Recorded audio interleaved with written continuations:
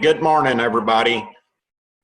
I appreciate everyone coming this morning to participate in our Plastics and Cotton seminar. This program is a joint effort between AgriLife Extension in Nueces County and San Patricio County, and wanted to recognize on behalf of both Bob and myself our appreciation for everyone being here today.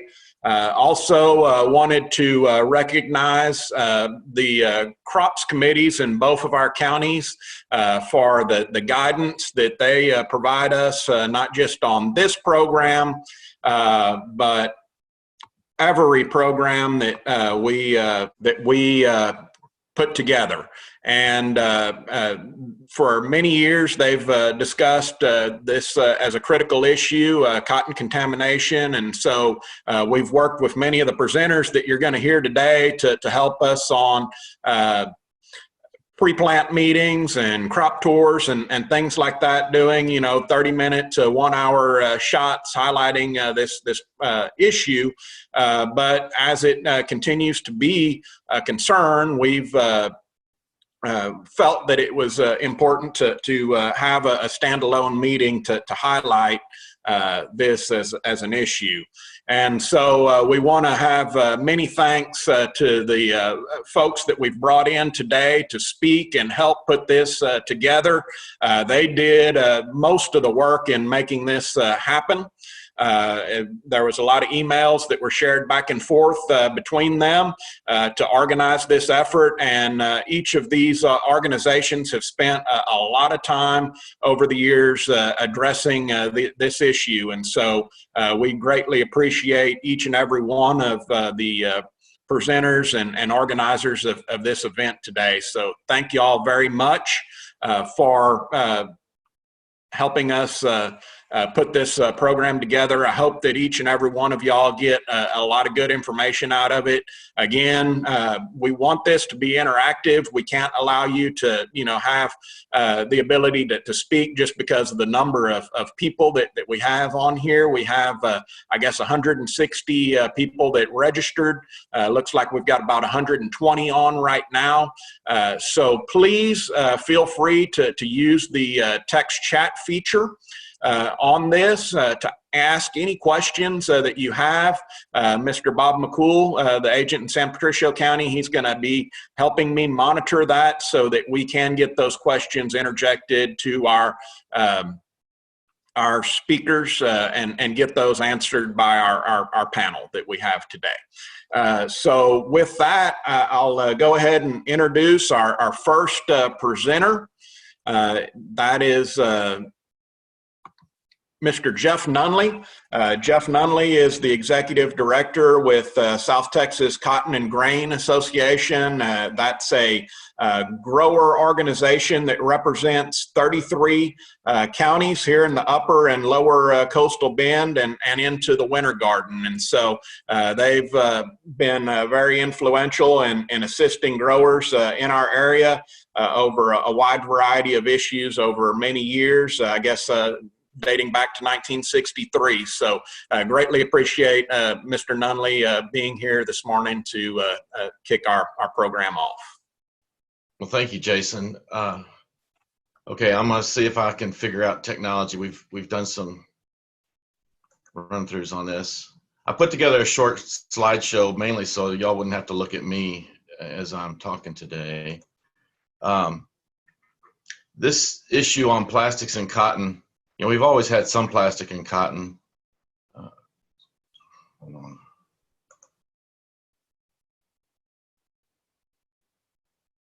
There we go. Okay. And I was at a meeting last April with the American Cotton Producers, and Daryl Ernest, who's the head of the USDA classing office, put a slide up, which was this slide for 2018. Plastic by classing office. And as you can see, the Corpus office stands out kind of like a sore thumb. And that is not a distinction you want as a region, is to have to be known for having almost 40% of the plastic called bales in the nation come out of your classing office.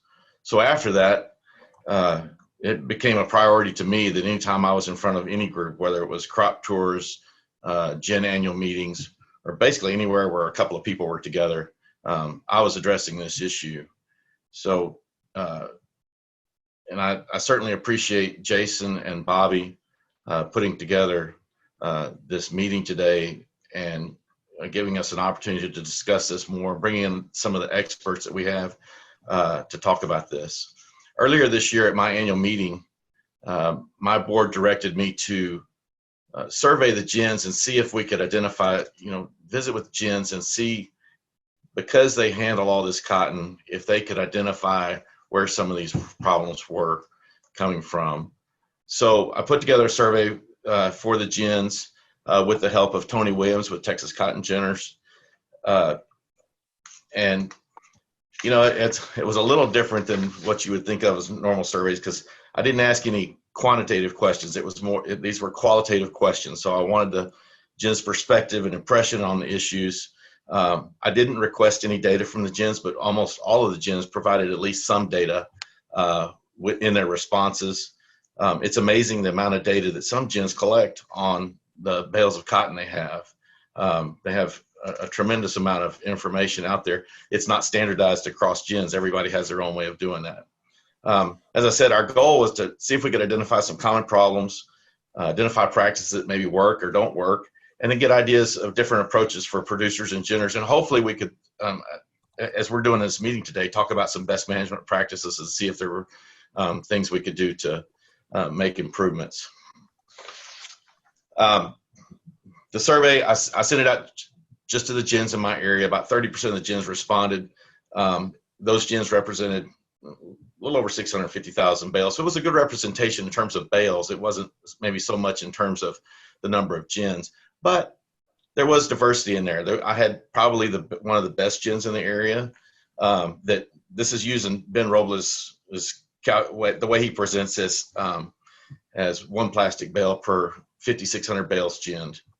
Also, turns out I had maybe one of the worst gens. I don't know if they were the worst, but they had a lot of problems last season, and they had about one plastic bale per 400 bales ginned. So basically, as they said, every shift they had at least one plastic bale in every shift throughout the season, which is pretty bad.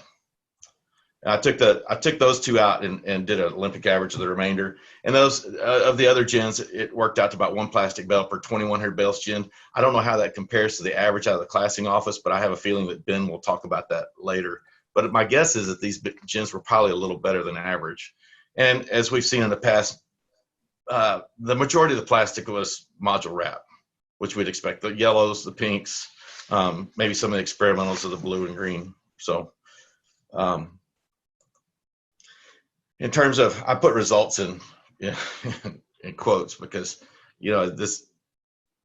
everybody kind of did this in a narrative form. So I read through all of these and tried to glean some of these things out of the responses of issues that seem to be common across the different gens. And then I broke that up into, issues at the producer level, maybe transport issues, from the field to the gen or within the gen itself, and then gen issues. So as we look at producer and harvester issues, the number one complaint from the gens is oversized modules. That's their probably the biggest concern they have. It's handling modules that are oversized. They don't fit on the module trucks. They get deformed a little bit when they're sitting in the yard after they sit for a while. They're just harder to handle. One gen in particular mentioned plastic tails in the module, and somebody, I'm just going by what he said, and he suspected it was when those machines change roles during harvest. Sometimes it would pull a tag into that module. He didn't know if it was he suspected it was older machines that were working in that area, and it could have been an issue with wear or setting or operator error. I have no idea on that. As far as handling those modules in the field handling issues, broken modules, most of the generals will tell you that broken modules are a big problem. Setting modules on shredded stalks, I don't think many people do that. I think we figured that one out, but they did mention that as a concern. And then module placement issues. I asked the gents if they noticed any difference between custom harvest versus farmer harvest. There was one or two that suspected that, you know, maybe custom harvest wasn't as good, but then they happened to provide some data too. And if you look at the data, there wasn't any real difference. I suspect that, you know, the folks that are conscientious, whether it's a producer or a custom harvester, if they're conscientious and doing a good job, they're not a problem. Just so I don't think there was any real difference between those. They also mentioned that, you know, litter in the fields and field margins cause a problem. That's not the module wrap, but it's the other kinds of plastic that we see showing up in the fields. Transport issues. I mean, everybody will say handling busted modules, whether you're a producer, gen, or anybody, handling busted modules is a pain. I mean, that's a given. And those oversized modules are likely to become busted or damaged. That's one of the things, you know, if they won't fit on a module truck. So we asked if they noticed any difference between grower transported modules via flatbed versus gen transported modules. There was one of the gens that suspected it was a problem, but they weren't sure, and they were gonna study that further this year. The majority of the gens said that they didn't notice any difference between that. But the number one key that kind of rose to the top on this from the gens perspective was oversized modules, and handling those was a problem. And then at the gen, you know, all the gens that I talked to, you know, the way they unwrap those modules matters. But it's funny because it doesn't, you know, it may not necessarily be the most expensive or automated system, because some of them were taking those out and going back to, you know, something that's on the front of a loader because they thought that was more effective and reduced their problem. One of the gens is changing. That had significant problems. They're changing their system this year, and they think that will significantly reduce the number of plastic bales that they have. So, you know, we'll see how that works out. I hope it does work for them. Very few of the gens that responded are used, and these are I would consider these to be some of the better gens in the region. Very few were using a camera in their module feeder or a light. Several gens mentioned that their night crew was generally worse than the day crew in terms of the number of plastic bales that happened during those shifts. I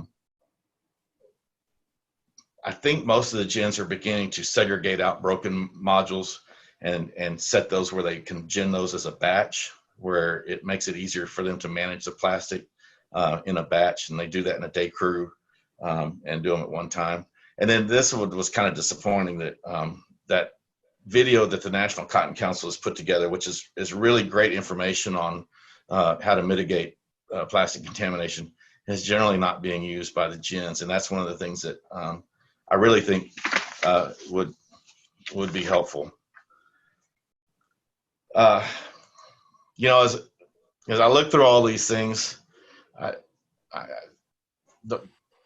to me, it just seems like there's some low-hanging fruit and some issues out there that seem like they should be relatively easy to address, and that could make a difference. And it may be a matter of the education that we're doing in meetings like this to make people aware of things that can make a difference, and without adding a tremendous amount of cost. The cameras and lights in the module feeder is one example. We had at our ACP meeting, a Jenner from the Southeast said that, you know, a $200 camera in the module feeder did more for his gen to reduce plastic than any other measures that he had. So, I mean, that's something to consider.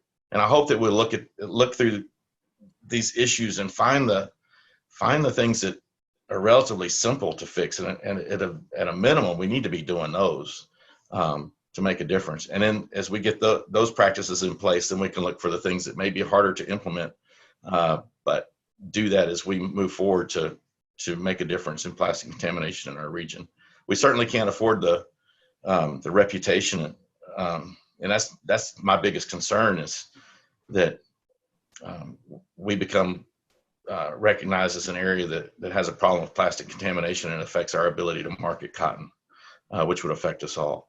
That's all I have. I'm happy for questions, and I'll leave that to Jason to on how we handle questions on this. So thank you.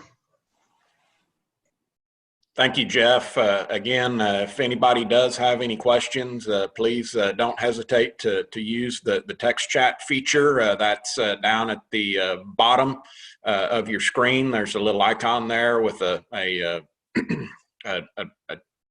chat button there, and if you'll just click that, you can go ahead and enter any questions that you have for Jeff or any of our other speakers that we have. And again, we are monitoring that, and we'll make sure that those get interjected throughout the day.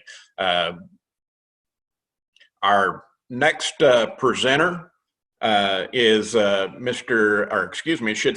John Robinson. He's a professor and extension specialist in cotton marketing with Texas A&M AgriLife Extension Service. Greatly appreciate him being a part of our panel today to discuss these issues. We asked him to address maybe some of the marketing challenges associated with cotton once it's classed as a plastics cotton. Thank you.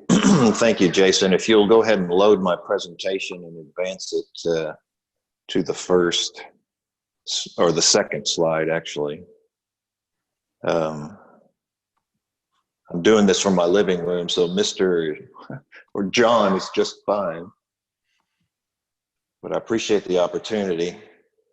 If you can go to the second slide there, I've got a couple of different angles to look at this that are basically just kind of common sense. So here's my first one, which is all it is an attempt to put numbers to common sense. This is a picture of a really simple picture of the cotton value chain, and it's kind of a 30,000 foot view, ignoring who pays the actual cost of plastic contamination. If you just look at the whole picture, the point is pretty obvious. If the added value as you move down the supply chain, the added value works against you if you're having to throw away product or spend more to produce product that's more valuable due to contamination. So, I mean, the point is nip it in the bud and deal with this problem early. You didn't need me to tell you that, but that is the case. And so, having got that out of the way, if you'll advance to the next slide, let's actually talk about who bears the cost of plastic contamination. So, first of all, if we're talking about bales that are classed, the grower clearly bears the cost. Go ahead and flip to the next bullet. We're talking about trying to sell such cotton. Most merchants, most marketing agreement language. I surveyed 3 different merchant contracts and 2 different pool contracts. They pretty much all say the same thing. I'll read one of them. USDA remarks 71 and 72, that's plastic contamination, are not deliverable on this contract, period. A buyer may, at his sole discretion, agree to accept such cotton, but if accepted, the price will be the market price at the time of delivery. They mean the market price for plastic cotton at the time of delivery. And what merchants have told me is in the last couple of years, they've been paying 15, 20, 25 cents a pound for that kind of cotton. And then begging textile mills to take it from them. But anyway, they're paying a very, very discounted price. That's what they tell me. What they tell AMS in the spot quotes is 40 cents off. That's what's being reported as the discount for cotton purchased with plastic contamination, 40 cents off, which would be 10 or 15 cents or less. And they may not take it at all. I was kind of told we don't really want to take it, but we hear some of our competition is, so they're discounting it heavily. All right, that's from a market price standpoint. From a loan value standpoint, if you advance to the next bullet, the loan schedule currently shows a discount due to plastic from a little over 5 cents to 7 3/4 cents off. depending on the level of plastic contamination. That's for 2019, 2020. Now, let's just stop right there. Compare the last two bullets. You know, I'm not a rocket scientist, but I might look at that and say, well, you know, I could try to sell it and take a 40-cent plus hickey, or maybe I could put it in the loan and forfeit it and take a smaller discount. You might predict from that a lot of these kinds of bales with this kind of problem have been flowing into the loan, and I've heard anecdotally that that's what happened to a lot of them in 2018. And looking at these numbers, I might predict that it might happen again in 2019, but I don't think it's going to happen in the future. Flip to the next bullet, please. First of all, because the loan schedule discount is getting bigger. That's the one for 2021. You can see it's getting bigger. Now we're talking, you know, 18, 20 cents off. The reason it's getting bigger is because that discount is figured as a 3-year average of the spot quote prices. And so they're averaging in 40 cents off. And for 21, 22, they'll average another 40 cents off, I assume. So the penalty is taking away any benefit from putting it in the loan. And flip to the last bullet. I also hear anecdotally that some segments of the industry are proposing to USDA to exclude it from the loan. So that option is going away. So, you know, all of that sounds tough. It is. If there's anything positive to say about it, it's at least it only applies to individually classed bales in a given year, which raises a whole nother twist on this issue. If you flip to the next slide, we'll look at the other scenario, and perhaps the one that's a little bit more scary, and that is, what about bales that get through classing without plastic contamination being detected? And in that kind of a situation, the mills and the merchants bear the cost, or at least they bear the initial cost. You know, the mills have to spend more on labor. It slows down their process. They're less efficient cleaning it up. To some extent, they'll push that back on the merchants. They'll make them, I've heard of rejected loads, but they'll make the merchant at least replace bales. And if that bale was bought by the mill with, you know, duty-free, favorable pricing terms, the merchant might have to make up the difference on that value. So there's a bunch of costs that those folks are bearing. And flip to the next bullet. You know, there's really no guarantee to the extent that this is a big problem. You know, I don't know, but I don't know how many bales they're opening up that have this problem. But to the extent that they perceive it as a big or growing problem, then it represents kind of an open-ended risk to them. Flip to the next slide, or the next bullet.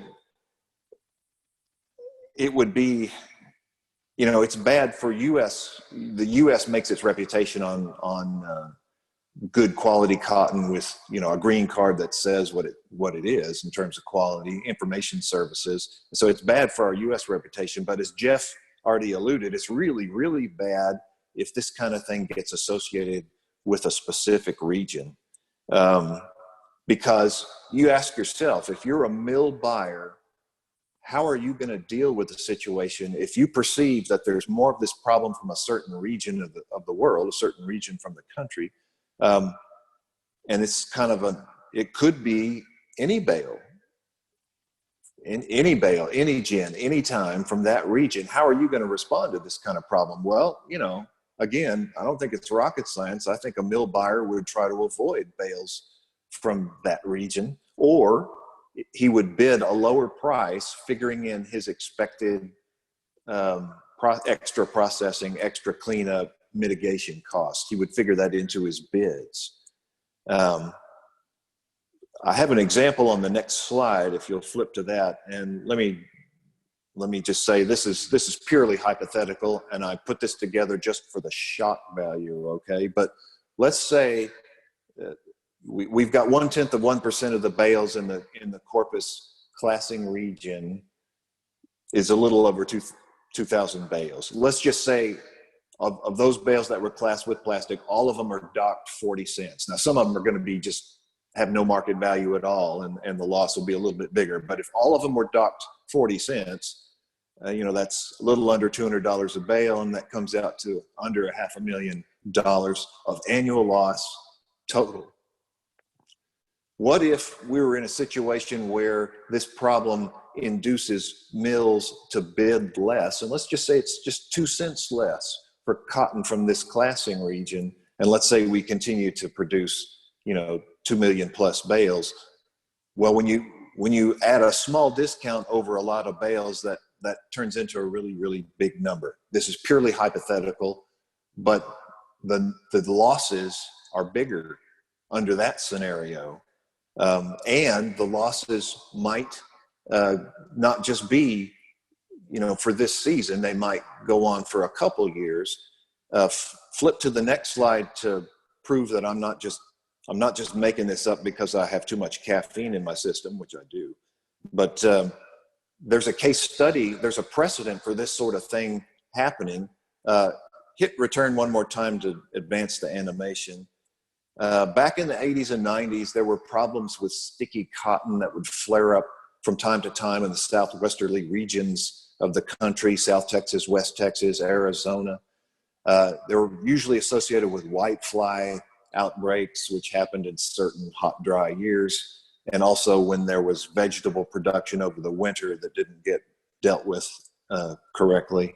Anyway, so from time to time, whitefly problems and sticky cotton would pop up. Sticky cotton is a little bit like plastic contamination in that it wasn't detected in classing, and so it would show up at the mill. The problem would reveal itself at the mill, and so again, the mill was bearing the cost of slowed processing and extra labor and all that kind of stuff. Well, there were some really bad sticky cotton years in the 90s, and they did some research. Some economists did some research to show that cotton from those particular regions, this happens to be from Arizona, suffered a market discount for the next couple of years. It was on the order of 2 or 3 cents, but it was every bale from that region on average was 2 or 3 cents cheaper than similar quality cotton from elsewhere in the country. And that lag, that effect in the market went on for a couple of years. And that's just not something, as Jeff said, that's not something we want to be associated with our region. So go ahead and flip it to the wrap up slides there, and I'll just make some obvious point. It's a collective, it's everybody's problem. The grower bears a lot of the cost if it's classed, but I think growers are going to potentially bear the cost if it just becomes a big nebulous problem that only reveals itself further down. So I think we're all in this together, and we need to do what we can to solve it. We certainly have, I think, the economic motivation to all work together. If you'll flip it to my last slide, I think that's just my contact info, but I'll hand it back to you, Jason. Thank you.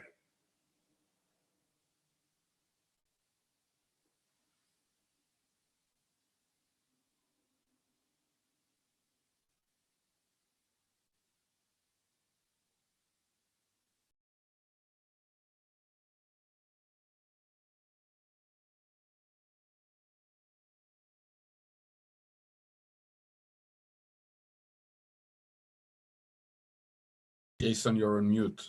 You're on mute. Thank you. Thank you, Dr. Robinson. I appreciate it, your comments, and we do have some questions here in text chat. I guess if everyone would, I'll try to catch up on some of those, but rather than send them directly to me, if you would send them to everybody so that I've got Bob McCool monitoring that, and he'll be able to kind of interject those a little quicker than me in this case. So let me see what we've got here.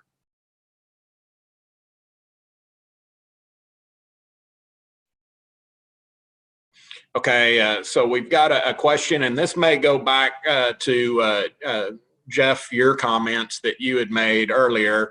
They're surprised that oversized modules are a problem.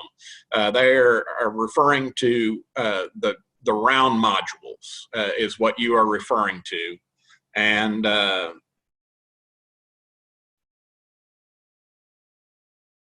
he's asking how traditional modules relate to the plastics issue in the gin. I don't think we see the issue with the traditional modules that are built in a module builder that we have with the plastic. And I think that may be one of the reasons that South Texas has been typically higher, especially when you compare us to the plains where the onboard moduling technology is only taken over in the last year. It's getting more popular with the stripper availability.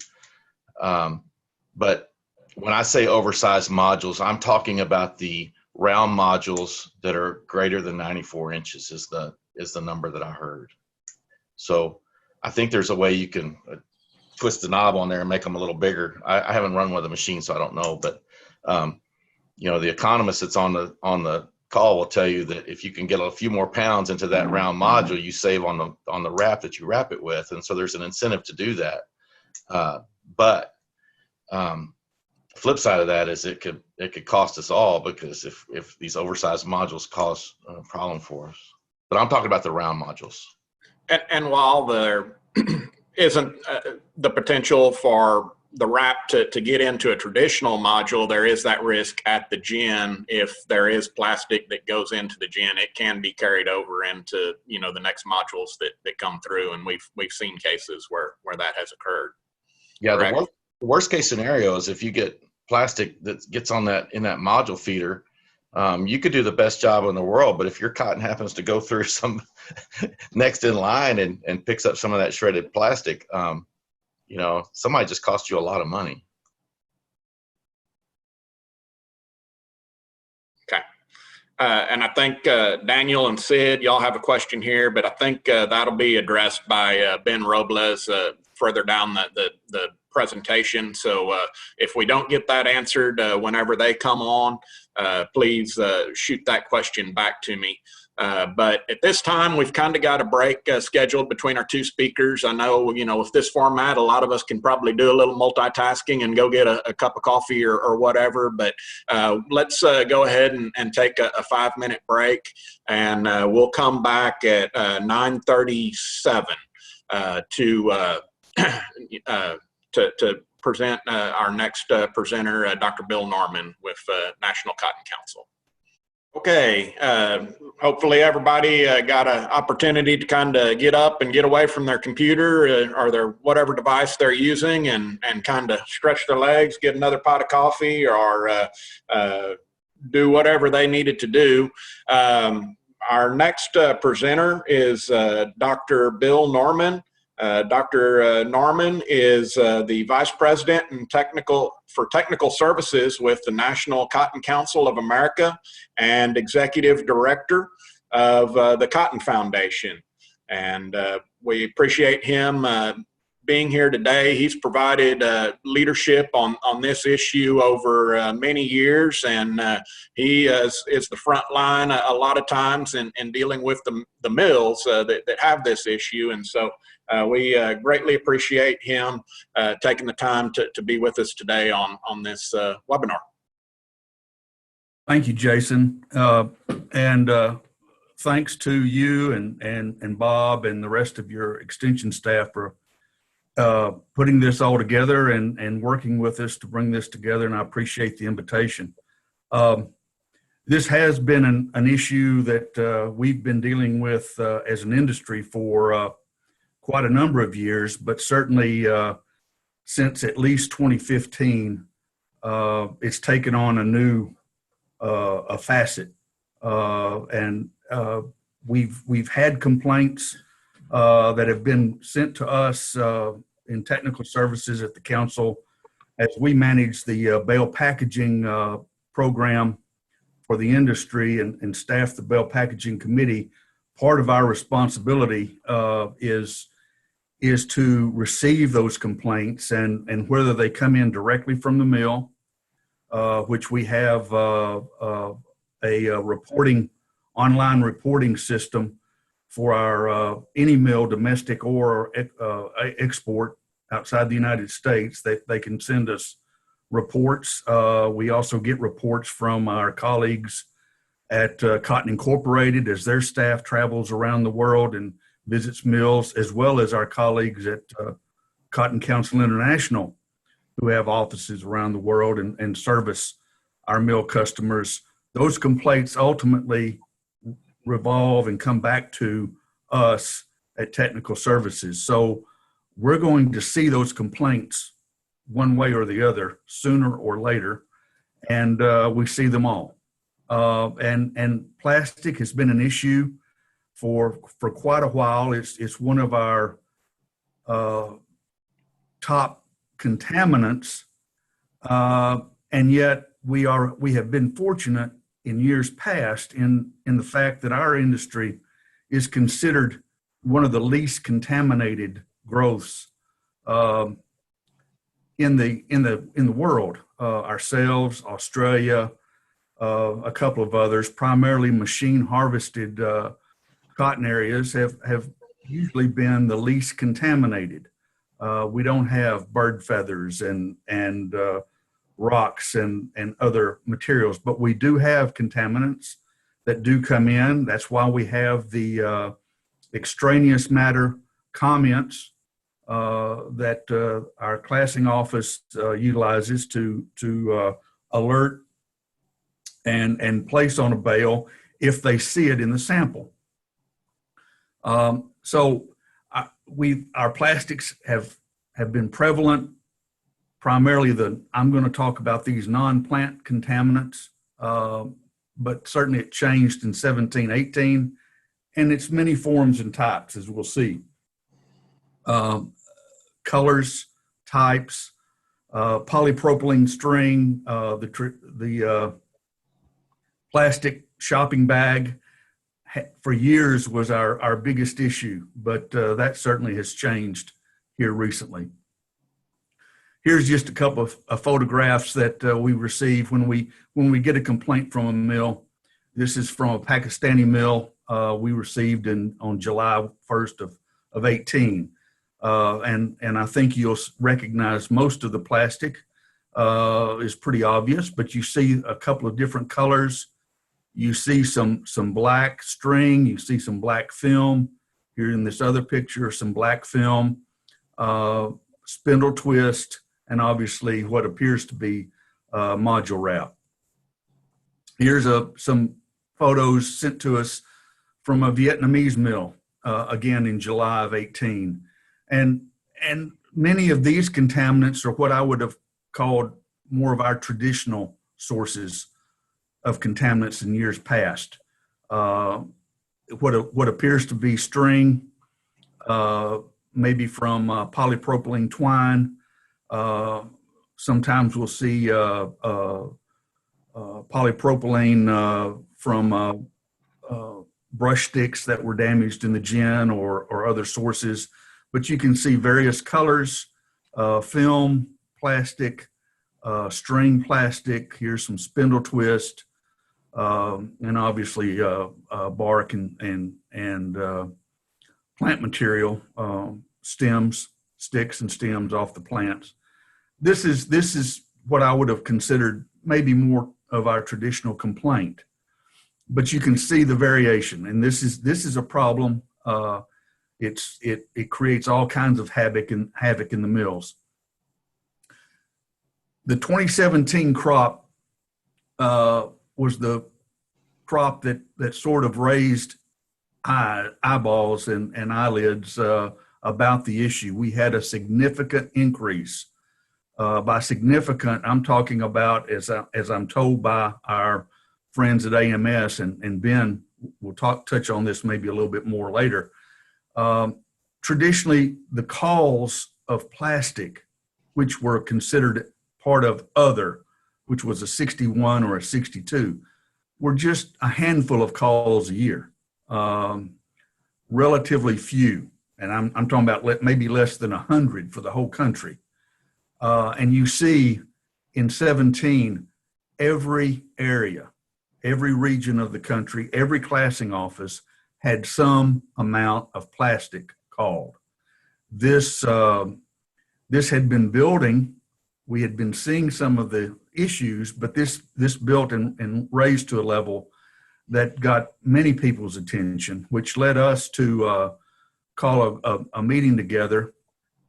And you can see that out of the 61 or 62, the plastic was 2,600 out of the 2,870 calls. So 91% of other were plastic. And so that got many people's attentions, particularly because some things were changing in the market, which I'll touch on in a minute. The color for that crop, the various colors, well over 93% of the calls that year were either yellow, pink, or black. And we assume the black is sourcing from mulch that's used in the growing of melons and other fruits and vegetables. If we have a cotton field that follows behind a melon crop, that's where that comes from. But you can see we have other colors as well: white, blue, red. These are coming from polypropylene twines and other sources, tie-down twine, module tarp remnants, ditch liners, poly pipe, a number of sources, but obviously the majority were in these three colors. We pulled together a contamination summit, a group of leadership and researchers in May of 2018 to review the situation, what went on in 2017, what can we do to prevent a continuation, how can we educate growers and ginners, and then what research do we need to focus on once plastic is in a module and is brought to the gin. How can we possibly detect and remove that plastic? And there were projects that had been ongoing for 4 or 5 years that we reviewed and talked about. But bringing everyone together and seeing this data from AMS certainly assisted our researchers in understanding we didn't necessarily need to look at every single color as much as we needed to focus on 2 or 3 colors to begin with and make a dent and make a change. We had producer leadership. We had the chairman and vice chairman of the council that year. We had ginner leadership from National Cotton Ginners. We had merchant leaders from American Cotton Shippers who were present. We had the classing office representatives.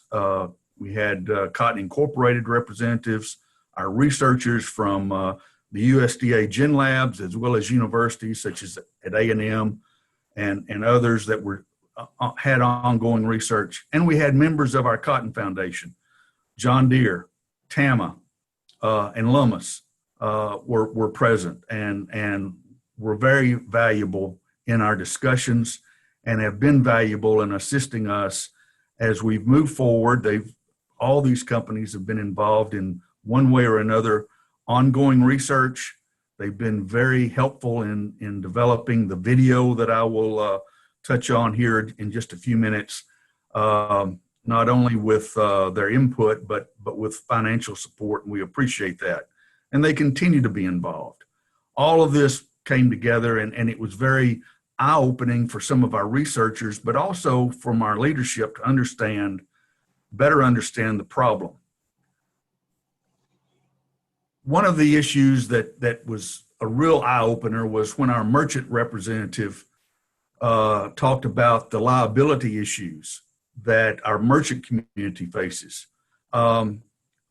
Contamination, extraneous matter is covered by the International Cotton Association Rule 230. The International Cotton Association used to be the Liverpool Cotton Association, is the organization that monitors the traditional international contracts for cotton sales. And that rule talks about what the buyer and seller's responsibilities are. And the buyer, basically a lot of verbiage, but basically the buyer can claim reasonable expenses from the seller for any removal that he has to encounter in removing the foreign matter. Any expenses, he can come back on the seller. Typically, the seller, historically, our merchant community usually had absorbed those expenses, but things were changing. This is at our meeting in 2018. There was talk about changing the rule 230, shifting more of the responsibility to the shippers, the merchants.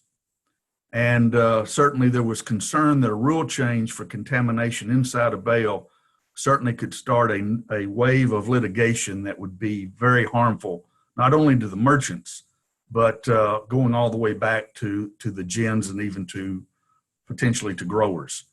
The concern about bales being called for plastic and still making it through the the marketing chain were a real concern. Consequences of that, those concerns were in 18 that merchants were beginning to make a decision not to absorb those costs, to send those costs back down the chain. The controller fees, these are the controllers or the classers, international classers that do the arbitration and check bales that are called for issues. Those fees were becoming more expensive. The cleaning fees can be subjective. And then there's the labor costs of cleaning up the bale. All of this were weighing on the merchant community. So the final comments that they made were that, this is an issue about jeopardizing our reputation. Again, up until 18 and still today, in many parts of the world, we are considered one of the least contaminated growths of cotton. We need to protect that reputation. Our instances of contamination at the classing office were growing at an alarming rate. And that's the issue, is that's our kind of our canary in the mine, so to speak, is if we're seeing more of it in the classing office in our sample, then how much of it is actually in bales that maybe weren't seen in the sample. And the issue was we've got to work together to solve the problem. And certainly out of this meeting, we had a renewed emphasis on work for detection. Earlier, Jeff mentioned the idea of the use of cameras at the module feeder. Certainly that has helped some gins in some areas, and we certainly advocate the use of those. They're relatively inexpensive to install, and they do provide the opportunity for a ginner to see plastic if it wraps up on the disperser cylinders of the module feeder. What we don't see, though, are the smaller pieces that fly through and maybe go on through the ginning system and become contaminants in that way. After that meeting in 2018, because of the large amount of plastic, AMS added a set of comments, a 71 or a 72, so that they could separate out the plastic calls from other, which had been 61 and 62. Beginning with the 18 crop, they became 71 or 72. And this was very important. It was felt that it was not right for the bales that had an other call, a 61 or a 62, that weren't plastic, but they were being deemed as having plastic. And so it was important to separate those out. And if you think back to the earlier slide, 91% of the 17 crop, the other 61 or 62 was a plastic call. So it made sense. All that said, I think this slide from the classing office should be concerning for all of us. After the 17 crop, we had 2,651 calls out of a 20 million bale crop. You would think that with the effort, the emphasis, the concerns that the industry has had, those numbers would go down. They did not. 2018, smaller crop, not quite 18 million bales, but over 3,000 calls. And then this year in 19, a 19 million bale crop and almost 5,000 calls. This is very frustrating for us that work in this area. We've spent a lot of time and effort, we thought, trying to educate and spread the word about the seriousness of this, and here we are with these calls increasing. This is the 19 crop. I won't spend too much time here. Ben is going to get more into these numbers here in a minute, but none of these numbers are good. These are all bad. Some are worse than others, but even the smallest numbers, 90 calls in Lamesa, 99 in Rayville, 101 in Florence, South Carolina. Yeah, those are good relative to some of the others, but it's not good. Not when just a few years ago, we probably only had 90 to 100 calls for the whole crop. So these are not good numbers. And we were trying to get rid of the 90 or 100 calls 4 or 5 years ago. And here we are, we're up in the thousands. So this is an issue that we've got to address.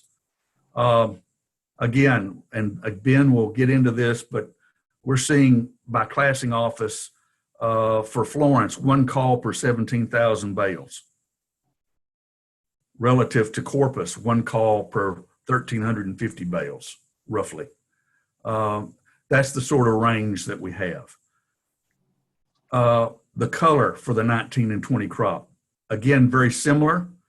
The yellow has gone down some, but we have more of the pink, certainly more of the black. We were at about 5% in 17. We're up to 10%. We've also added an area here, other, and I'm not sure what that is, but it's certainly not these other colors. And blue has come up. So all of this is showing, again, it's just a handful of colors that are creating the worst issues. And that's where we have to work to continue to try to reduce this and understand if we think it's yellow and pink and maybe blue wrap, what do we do? How do we do this? Relative to the other extraneous matter, 4,000, 5,000 calls for plastic may seem small when you think about bark, grass, seed coat fragments, but those are calls that are plant related versus non-plant extraneous matter. And certainly plastic is now our largest non-plant issue. The other thing is there's still value for the cotton in with these calls. As John Robinson mentioned earlier, in some contracts, the value of those plastic bales could be zero. While it's important to do our best to detect, and we're continuing research on detection and removal at the gin, prevention is key. We have got to prevent this plastic from entering the gin to begin with. And as Dr. Robinson said, our discounts, beginning with the 18 crop for 71 and 72, as he said, this is a 3-year rolling average. So that first year they carried the average for that they carried over from the 61 and 62 calls. This past crop year, with 1 year's worth of market history, you see it increased. 2020, 2021, as Dr. Robinson said, is going to be a significant increase over this past year, because now we have 2 years of that low value to average in, and only 1 year of this lower value of 460 and 695. So as we enter the 21-22 crop, we'll have 3 full years of high discounts, and we'll begin to see the loan not be quite so attractive when you consider that that value could be anywhere from 25 to 30 to 40 cent discount, more reflective of what the market, the spot market, is saying. The issue around the class is one thing, but what's really of concern is how many bales are not classed with plastic, but have plastic in them. That is the real ticking time bomb. Our sample does not always represent what might be in the bale with plastic. A piece of plastic could be anywhere and not show up in a sample, and yet it show up in the bale. And as others have mentioned already, we have had issues where entire shipments have come back. One shipment here in the Mid-South 3 years ago, 3 container loads, I think it was 2 or 3, every bale in those containers had plastic in it. They were returned. We can't have that. We can't stand that as an industry. Our reputation is too valuable. So out of that meeting, in addition to the research and education, we decided that what was really critical was the prevention. We needed to revise and update our educational material. It's disappointing, but I'm not completely surprised with Jeff Nunley's earlier comment about the use of our video. We sent that video after it was first produced to every gin in the country.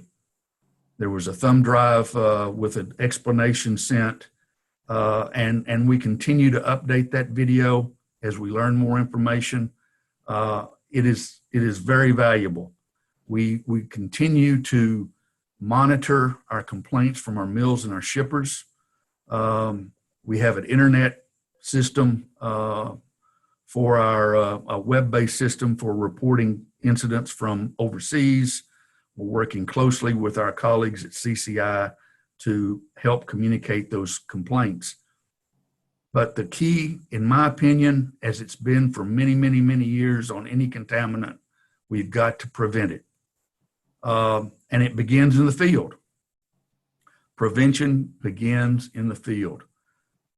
Polypipe, plastic mulch, twine from maybe a previous hay crop that makes its way into the field.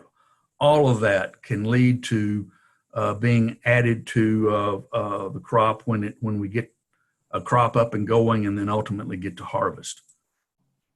We created our video and it's on our website at this link at cotton.org, which will take you to the YouTube presentation. Also, I've put the direct link to the YouTube. This is available. We can get you CDs. We can get you thumb drives. If you don't have it, it's a gin. But it's not just for ginners. This video has 12 chapters. The video is about 45 or 50 minutes long, but it's broken up into these 12 chapters, with each chapter being anywhere from 1.5 minutes, 2 minutes to maybe 4 or 5 minutes. The chapters are designed around the various jobs and activities that go into harvest, through to the movement of the module to the gin, and then how you handle the module at the gin. We were very fortunate to have a gin operation in the Southeast in our leadership that invited us to come down and videotape a grower meeting that they held for all the growers and all of their grower employees to talk about plastic in cotton and some of the practices that they had at their gin that they felt like were very important. And we videotaped that entire meeting. It was almost 4 hours of video. We started at about 8:30 in the morning and finished up at noon by the time we got through the gin. And they certainly fed everyone. But each of these chapters is designed for a grower or the grower's employees, as well as the gin and the ginner's employees. And I want to take just a minute to show just a snippet. There's just a few parts of this. It's about 2 minutes. And let me run this and illustrate just what this video covers. I want to thank you for taking your time out of your busy schedule to watch the materials that we have put together regarding an extremely important issue facing the U.S. cotton industry, and that is the contamination that we're seeing in samples of U.S. cotton. It has become an increasing problem in recent years, and it's one that the industry has to make a unified, concerted effort to if we're going to address it and be able to protect the reputation of U.S. cotton. This is an issue that's very important to me, and it's important to our industry. Cotton grown in the United States has a reputation for being one of the cleanest, least contaminated fibers in the world. However, with this reputation comes great responsibility. Despite our position in the global fiber market, contamination remains a big problem, even for U.S. cotton growers. We need to minimize, do everything we can to keep it from getting in the gym. To play your part in preventing contamination, always check your field before harvest. Remove debris from your fields and keep an eye out for loose ditch liners and poly pipe. You should also be aware of any residual plastic or mulch in your fields. Inspect harvest equipment daily for hydraulic leaks or grease that could come in contact with seed cotton. Also, remember the communication between the producer and gin manager should always be a priority. If a module has an issue during harvest, inform the gin as soon as possible. Despite the benefits, cotton producers need to be aware of the issues that arise with onboard module builders and cotton wrap. There is some opportunity early in the season to talk to your guys that are staging the modules out in the field. Modules should be staged on a high, flat, well-drained surface. Staging on flat driveways, turn rows, or disc surfaces is optimal. If possible, do not stage the modules on top of roads, beds, or field locations where module truck access is difficult. We're getting a lot of, misaligned modules more than anything else. It's very critical to get them in a straight line. If they're not right, remind them, and you just keep reminding them, and it'll do more good than anything else we can do. We've come up with hopefully an idea and trying to be as proactive as we can to help you at the gin to eliminate as much contamination as possible with round module wrap. During the 2018 season, TAMA will implement a new TAMA cut indicator to the RMW to assist in finding the safe cutting zone, minimizing the risk of cotton contamination.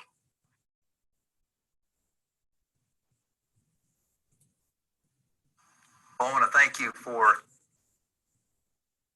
taking your time out of your busy. All right, let me get back. Thank you for that. Again, this video was put together at a gin meeting in the Southeast. It involved John Deere presence. You saw Roger Zay of John Deere, who was present, along with several of their service technicians. So some of the early chapters in this video are those service techs pointing out adjustments that can be made. If there's a certain problem, look here. If you've got some tears in the wrap, look here. Look for these parts. Look for this adjustment. Very detailed in that regard. Also then the staging, the importance of lining up the modules properly. Was mentioned earlier, the oversized modules. What happens if the modules are not lined up properly, or if they're oversized, that wrap will rub up against the walls of a module truck if you're using a module truck. And when it rubs up, that wrap tears.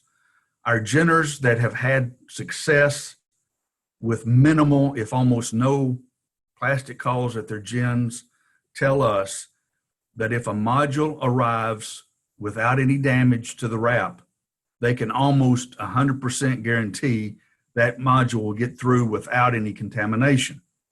But if there's damage to the wrap, whether it was from the formation of the module with an issue with the harvester or in the staging or transport, then they're going to have a problem potentially protecting and keeping that plastic from getting in the ginning stream. So the protection of those modules are important. This video gets into issues such as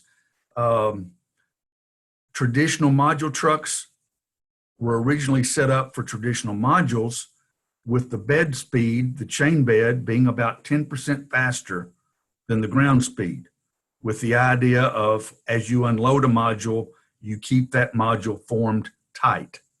With a round module, it's better for that ratio to be exactly 1-to-1 because of the plastic wrap. The chain bed ought to be running just exactly 1-to-1 with the ground speed, whether you're loading or unloading.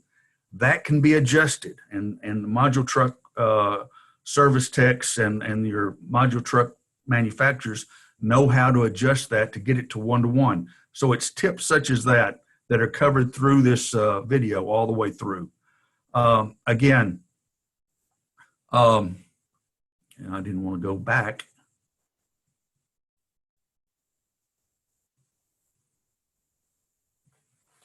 Here is the link to that video. I would encourage everyone, whether you're a grower or ginner, to look at the video. We're not suggesting that everyone watch every minute.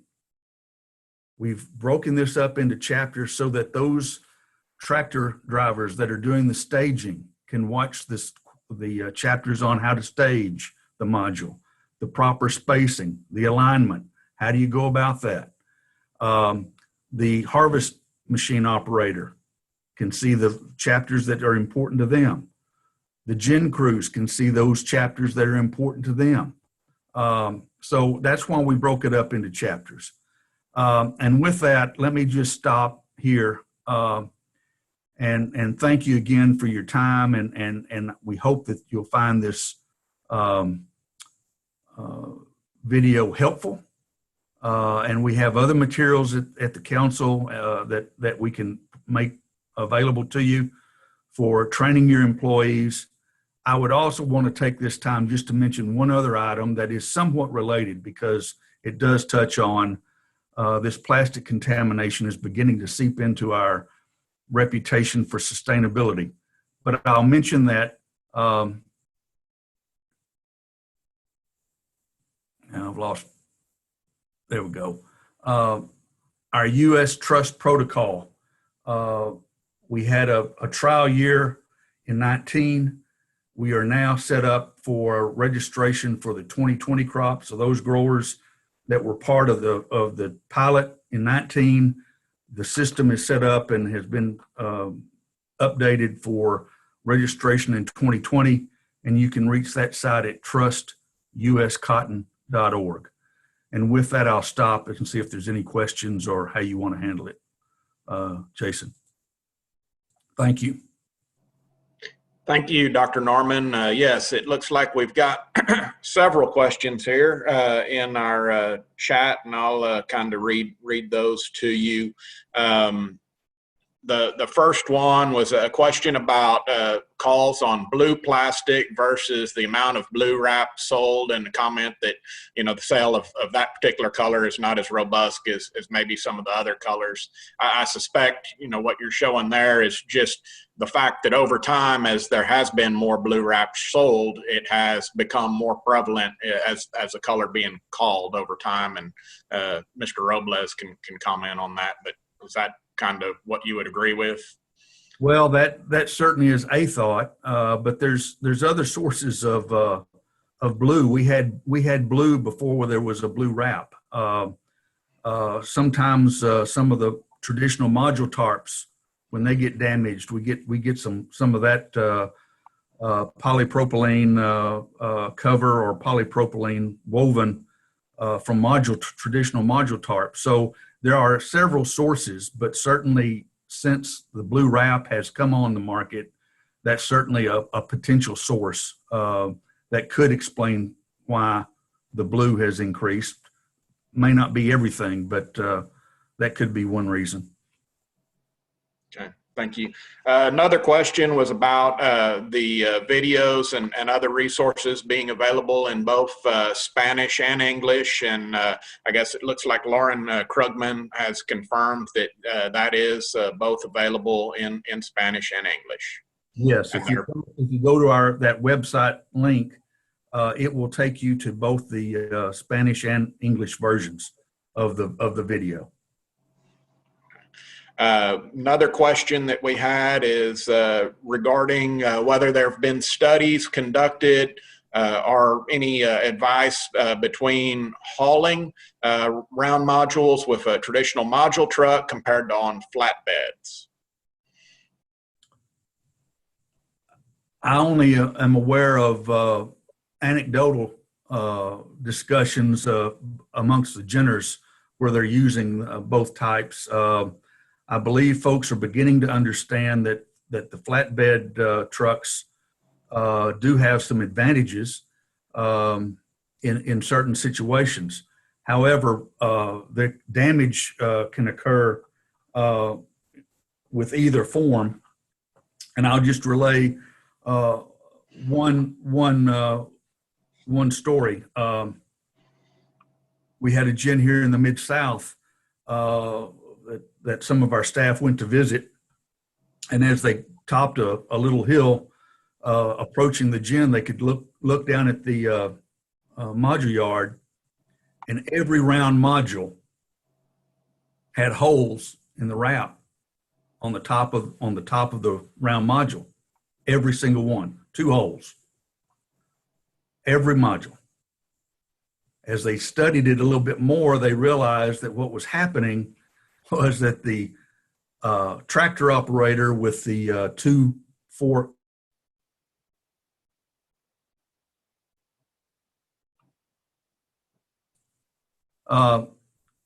the operator of the forked loader had it tilted such that as he was entering in the module, those forks were penetrating from inside of the module out through the top of the module. There's little issues like that can always come into play. So it's critical that our operators, whether it's the tractor drivers that are doing the staging or the loading, our module truck drivers, properly educated and consistent in how they go about their jobs. It's very important.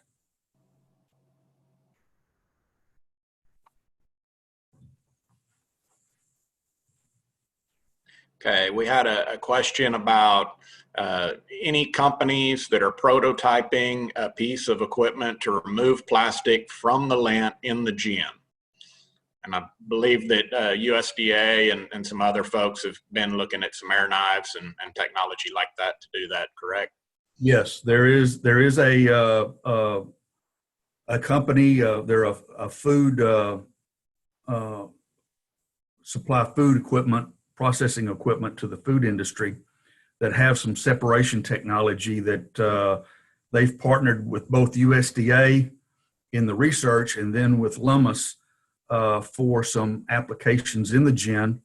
It's some device that the term air knife is used, but it detects the plastic as the cotton's coming down the feeder apron and uses a jet of air to blow that out into the floor and away from the gin stand.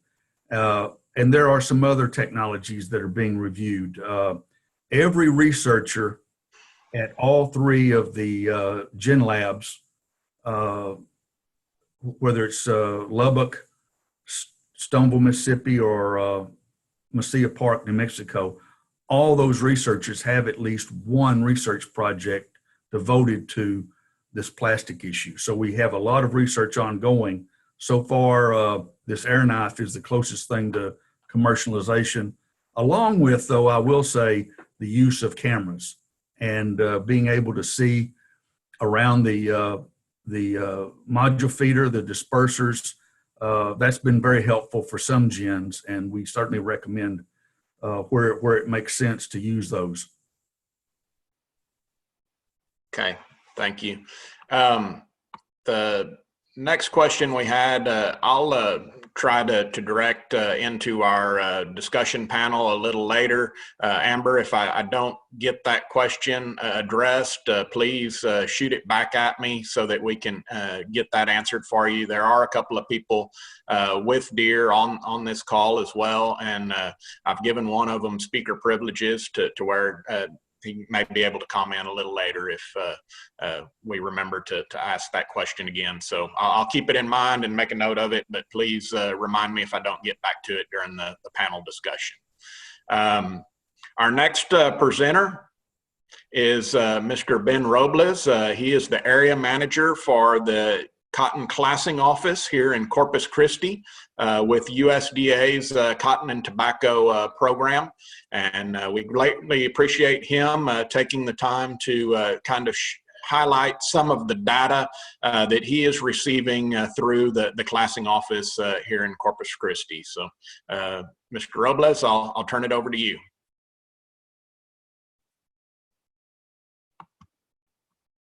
Thank you, Jason.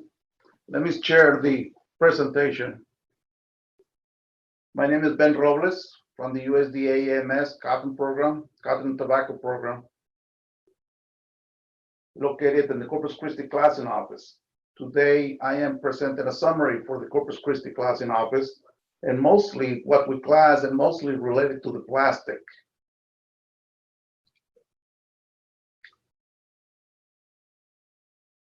Here at the Corpus Christi Classing Office, we class all the bales from 50 plus gins in our area, as you can see in the map.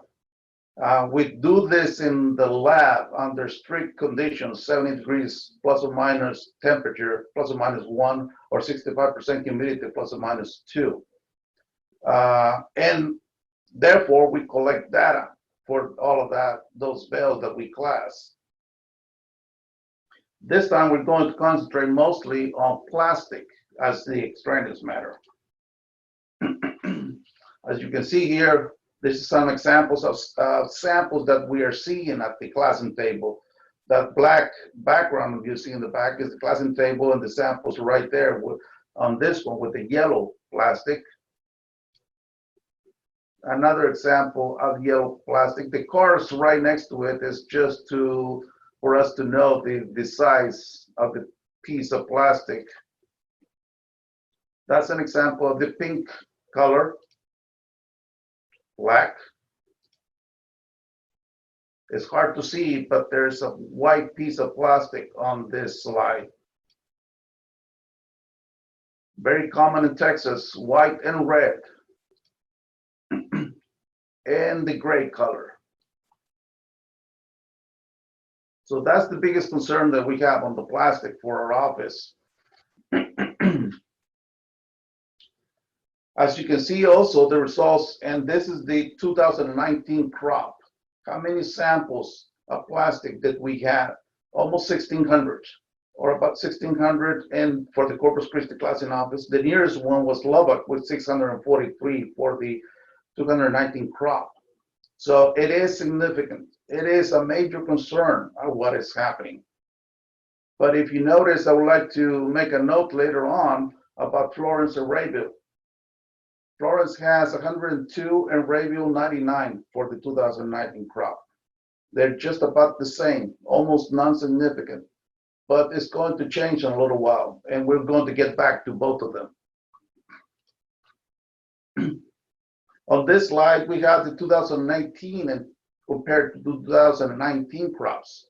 As you can see on the left-hand side, we have the numbers for the samples class. On the right-hand side, we have the samples with plastic, the numbers for samples with plastic. The 2018 crop was a little more than 1.8 million bales or samples that we classed, compared to this past year that we did a little more than 2.1 million. If you see now the dark or purple bar, on 2019, we had less samples with plastic compared to 2019. But that's also because of the size of the crop. So it is consistent. As the crop grows, the number of samples will grow too. Now we have a third line, a second line down here, or a third option of data, which is what we call the ratio. Even though the crop was bigger in 2019, you can see that our ratio was about 1,300 samples, one sample of plastic every 1,300 samples that we class. And that ratio, I'm going to mention it consistently in several slides because we have stayed like that during the past 2 years. Nothing has, almost non-significant between the 2 years, so nothing has changed yet. Hopefully, in the next future years, we can have this ratio a little higher, for meaning more samples class before we see a bale or a sample with plastic.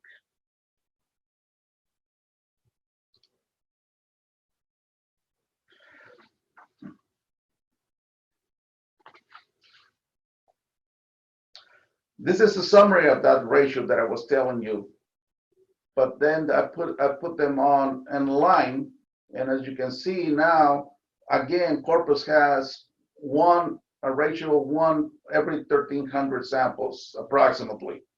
This means that if I come in to work in the morning, I can anticipate that in our lab, we're probably going to see a sample with plastic every 1,300 samples that we class. And we can see that Visalia is probably classing this past year or this past crop was classing one sample with the stranded matter plastic contamination every 2,600, which is twice the number of bales before they saw a sample with plastic.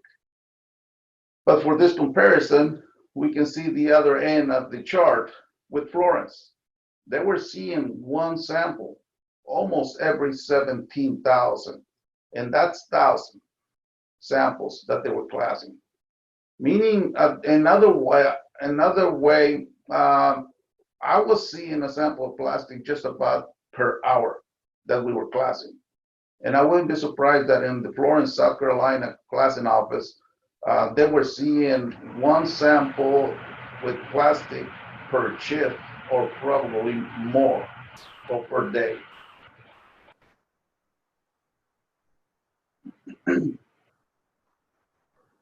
Now I have the similar information, but I'm adding more variables into it. Again, we have the samples class on the left-hand side, the number of samples class, and we have the values for the samples with plastic on the right-hand side.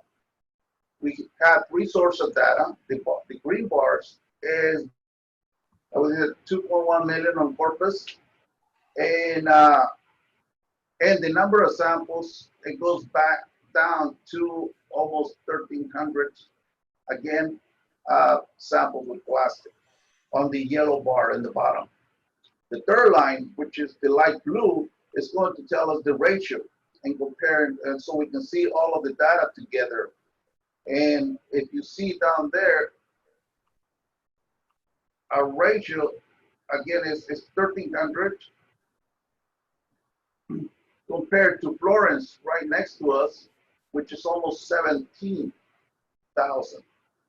One sample, they were seeing one sample of plastic every 17,000. Now, we saw it before. Florence and Radio had almost the same amount of samples with plastic and almost no significant difference. But once we consider the crop, then we can see that it's significantly different because Radio had only about 700,000 bales class compared to Florence that had almost 1.7 million bales.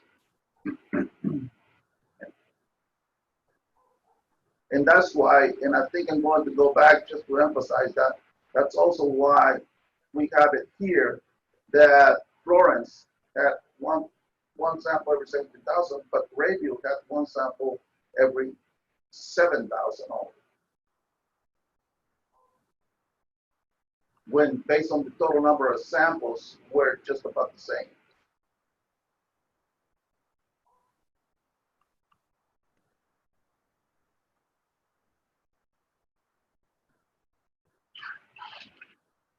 Now this ratio by gin. since we can't give a specific information, I label each gin with a number. So we have 50 plus gins in this chart. And as you can see, number 18 with that orange or yellowish mustard color, that represents our classing office. We have, as a classing office, we have one sample every 1,300 bales class. But at the same time, we can see, and I'm going to move it a little bit to the right on my pointer, that gins 42 and 43, they were getting one sample with plastic a little every 4,000 samples. And gin number 30 was getting one sample with plastic every 2,000 samples. So that in the same thought, we can see that gin number 51 was, during the 2019 crop, received one sample with plastic every 11,000 bales gin. What did they do? I have no idea. Hopefully we discover some new facts during this meeting for that. At the same time, we probably need to work with gin 1 through 10. And like Jed was saying, that they were seeing a little more, some of the gins were seeing a lot more samples with plastic or velvet plastic throughout the season.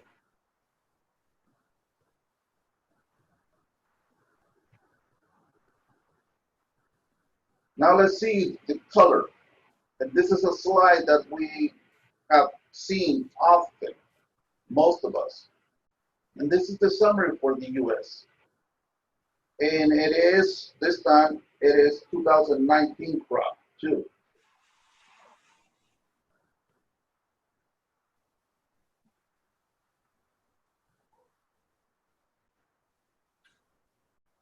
But more interesting is how do we, Corpus Christi, or South Texas and Upper East Texas, compares to the national average or percent of the plastic.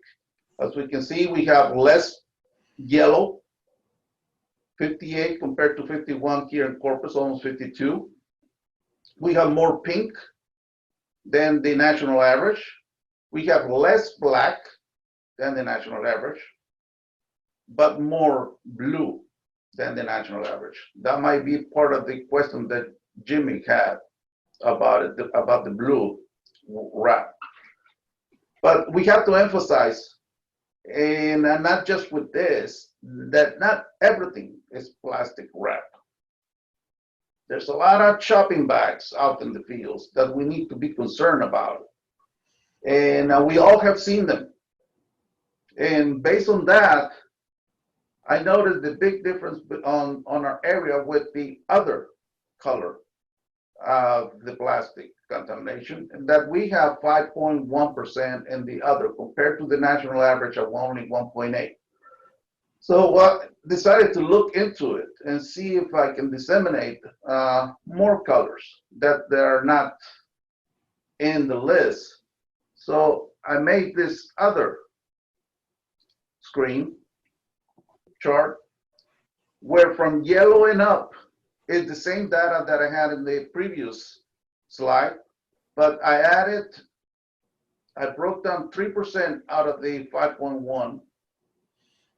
Now it tells me that 1.8%, almost 2% of the crop we classed had yellow, the plastic, had gray plastic, and 1.2% had both white and red. I figure that that's shopping bags, but most of you probably will know which ones. I also wanted to know what is the combination of yellow, pink, blue, and green together, and it gave me almost 91%.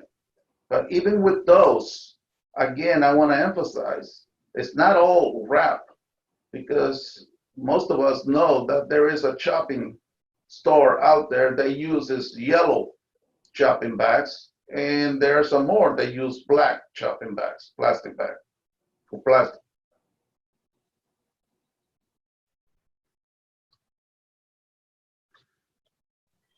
Again, all of this data is what we see in the lab. They don't let us out much. But if you have any questions related to this data, I'll be happy to help you answer them. And I hope everybody leaves this seminar with some knowledge of new things to try for the next crop. Thank you. Thank you, Mr. Robles. Does anyone have any questions for Mr. Robles? If you would, type those into the chat box at this time. We'll make sure that those get asked.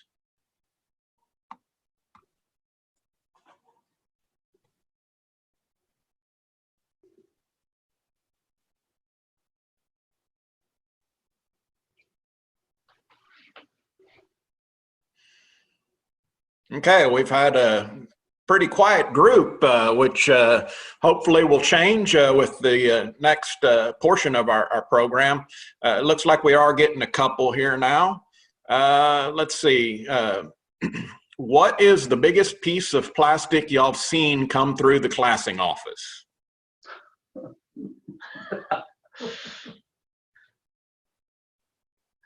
I think from my point of view, what I've seen some pieces that are almost as big as my hand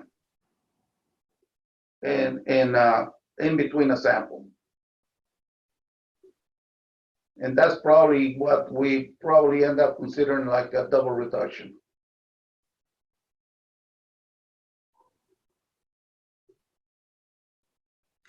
We have a question about what percentage of cotton in our area is harvested by baler pickers. And I don't know that you have a number on that, but I think we would assume that it's in the high 90s as far as a percentage. We have very, very few traditional modules that are still being made. And with our experience in Hurricane Harvey, the new style of harvester proved its worth tremendously during that time, and you know, even more adoption. So we're very close to you know, almost full adoption of the new style of picker. Jason, if we have time, I would like to address that question a little more, but with a slide too, if possible. Please.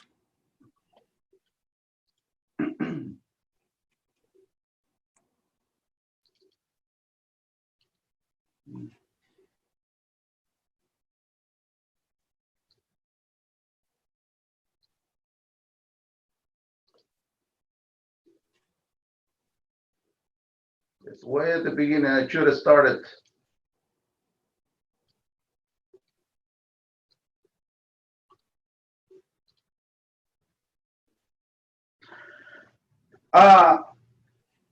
We do have, I believe what I heard, we do have a lot of round modules here in Texas or South Texas. And we all have heard that other areas don't have as much. But even if we assume that we have twice as much, and for the best examples, I'm going to go back to Florence. That we have twice as much round modules than Florence, using our sample of 1,300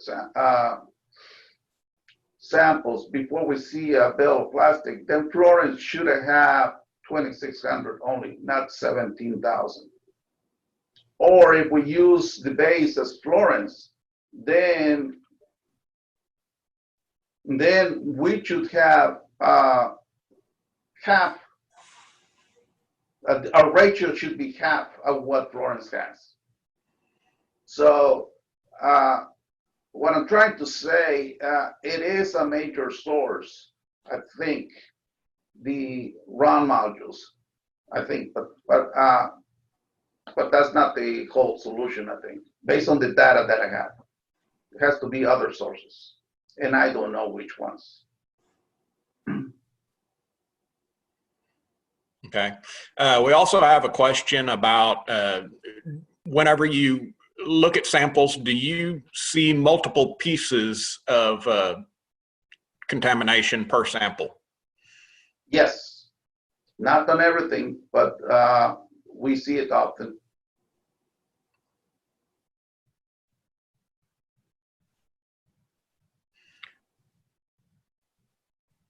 I have a question about, I guess, contamination can occur in both the field and when loading the module feeders. I'm not quite sure what they're asking on that question exactly. Jason, I think they're talking about busted or broken modules both in the field. The question is, how do you handle those in the field and then in the gin trying to feed it in? I don't know if I have a lot of information in that regard, but you know, you got to try. There's some manufacturers have a few things out there now, I think, to try to help in trying to recover broken modules, but it is a real issue for the gins, and I think that's where a lot of our contamination comes from, are those broken or busted modules. It's very difficult to try to get that cotton, pick that cotton up in the field or at the gin yard if it gets broken on the gin yard, and trying to get that cotton fed into the gin. It's a real issue for us. So I don't know they have a whole lot of advice other than just trying to handle it the best you can and handle it where you can eliminate all of the plastic and get all the plastic out from underneath it. Okay, thank you, Mr. Williams. Mr. Williams is the Executive Vice President, yes, Executive Vice President for Texas Cotton Ginners Association.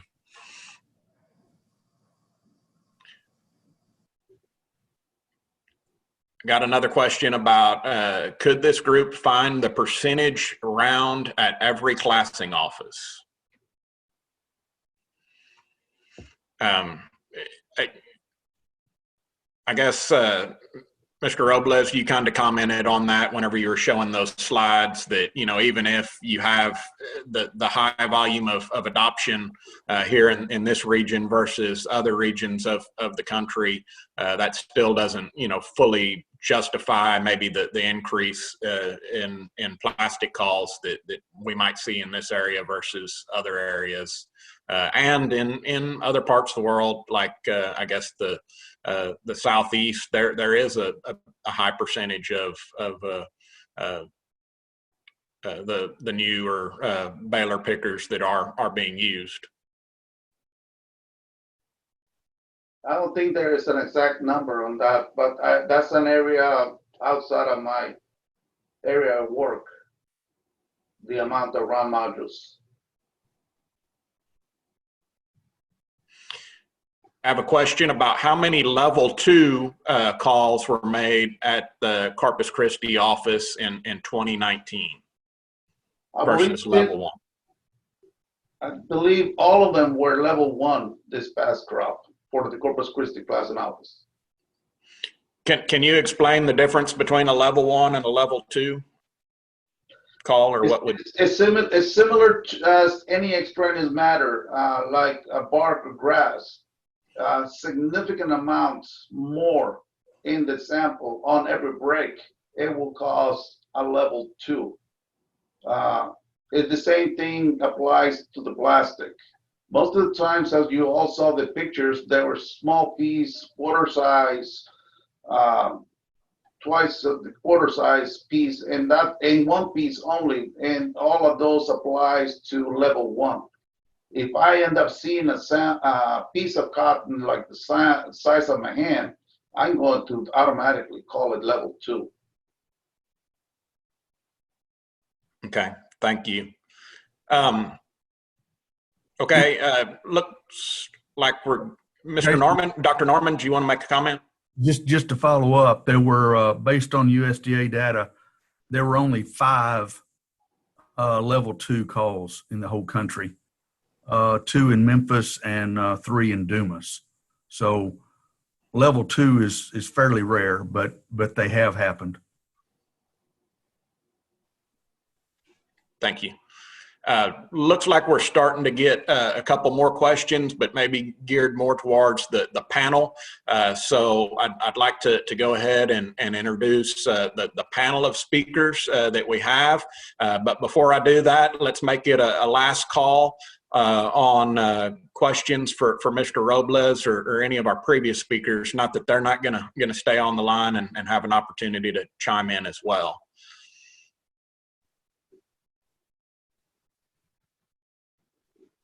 Okay, so I guess with that, I'll go ahead and introduce our panelists that we wanted to bring in for the last portion with some questions. First, we've got Mr. Marvin Byers. Mr. Byers is a farmer in San Patricio County. He's also currently the treasurer for Cotton Incorporated. And we appreciate him being along on the panel, along with a farmer, Mr. Jimmy Dodson, here in Nueces and San Patricio County, is a past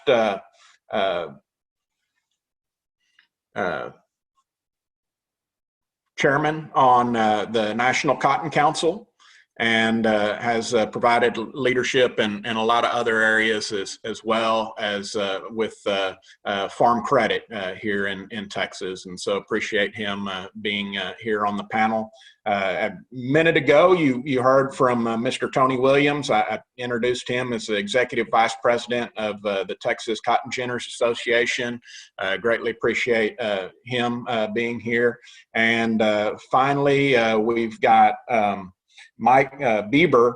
He's going to represent TAMA US, and we appreciate him being here.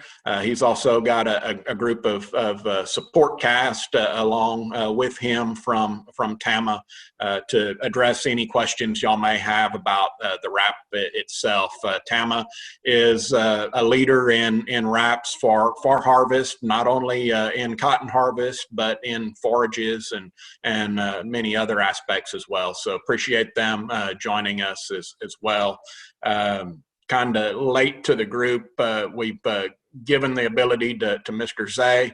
He's with John Deere to interject if there are some questions regarding that, if he chooses to or feels that like they'd like to. Certainly want to offer him the opportunity to interject on any of that he may have as well. So that's our panel, and I guess we've got a couple of questions here to get started. The first one is about the tail. If there is any solutions that anyone has for ginning cotton with the plastic tail wrapped into the center of the roll. 3 years back, it was presented with 40 modules or 160 rolls, all from the same farm.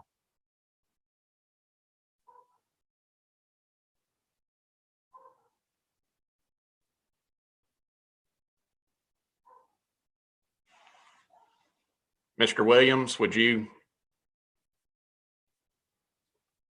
want to? Sure, I can just say that I've heard from ginners over the years that if that tail piece, which is the start of it, and I'm not an expert on these harvesters, and certainly John Deere can jump in here and provide us more information.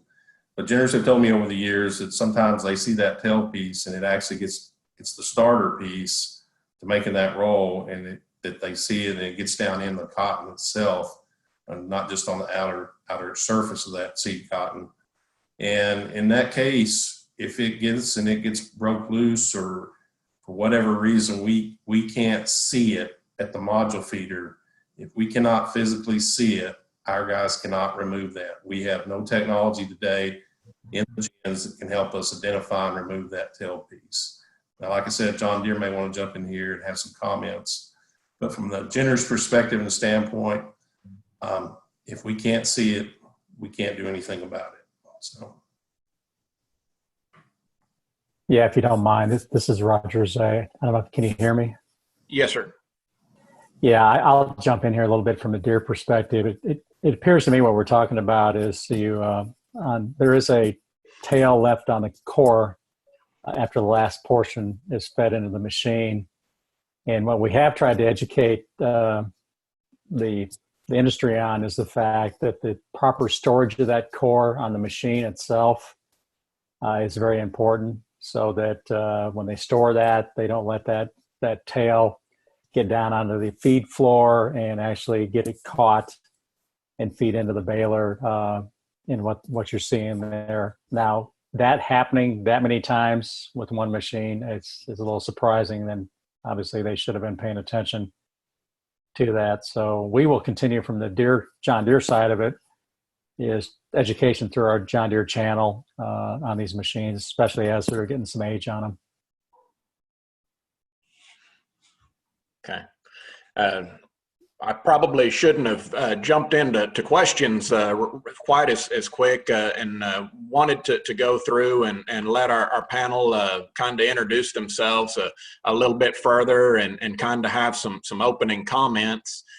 So I guess we'll just kind of go in alphabetical order a little bit. And Mr. Byers, if you'd like to if you have some opening comments that you'd like to share with the group at this time, you can go ahead and do that.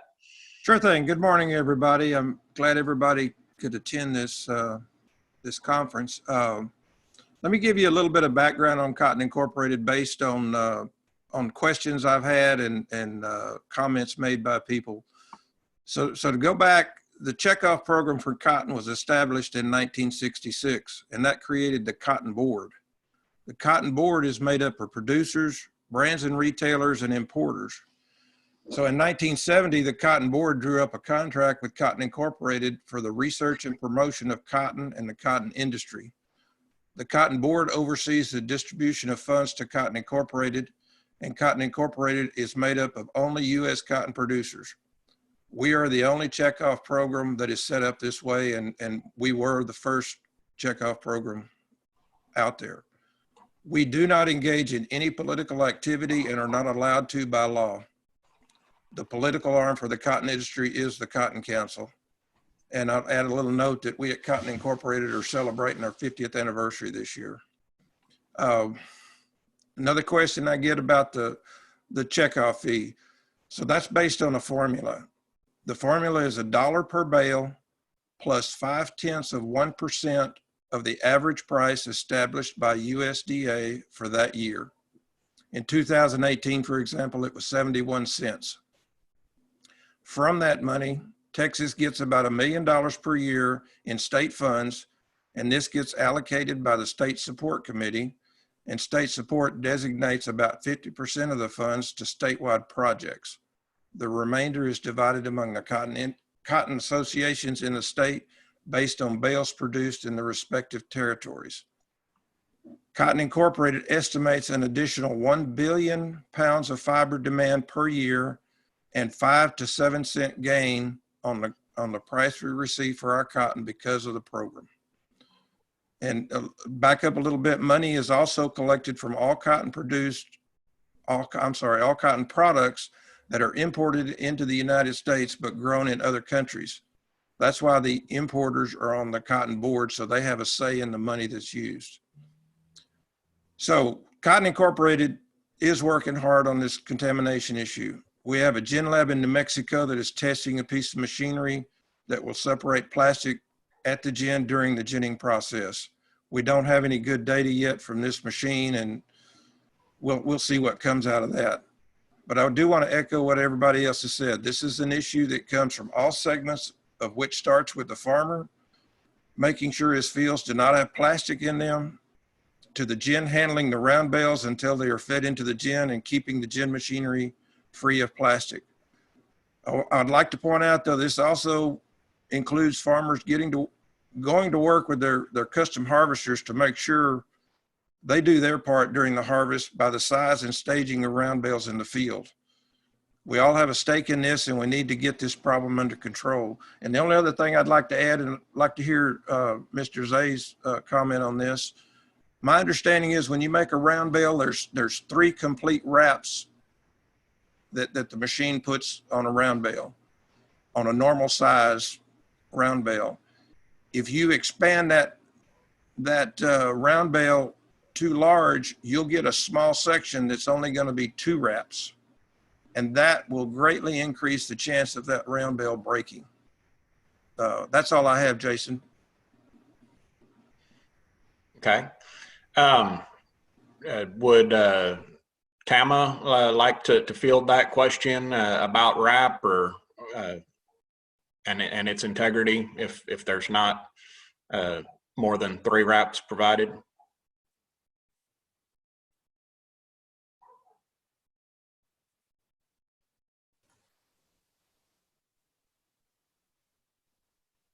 There you go. The question, as I understood it, that when a bale is over more than 94 inches, that there would be less wrap on a certain portion of it. And the original configuration was to make a bale that would be, if my memory is correct, 98 inches. Okay.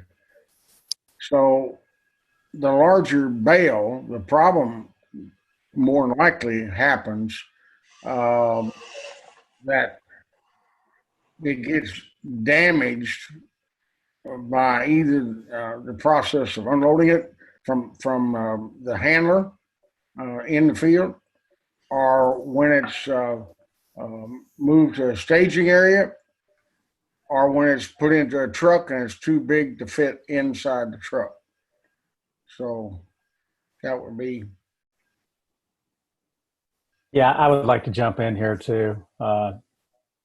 Yes, sir. If you don't mind. So really the question, the way I understood the question there is that, and Mike hit on it there. Let's talk about the fact that, yes, there is the Tama wrap. The standard Tama wrap is 2 material. It's a non-tacky and a tacky material. The length of that wrap is big enough, actually, that it covers more than what our traditional module size would be, which in today's machine, the maximum size is 94 inches that a customer can go to as far as the setting on the machine. So the comment about if we go to a bigger size module in the future.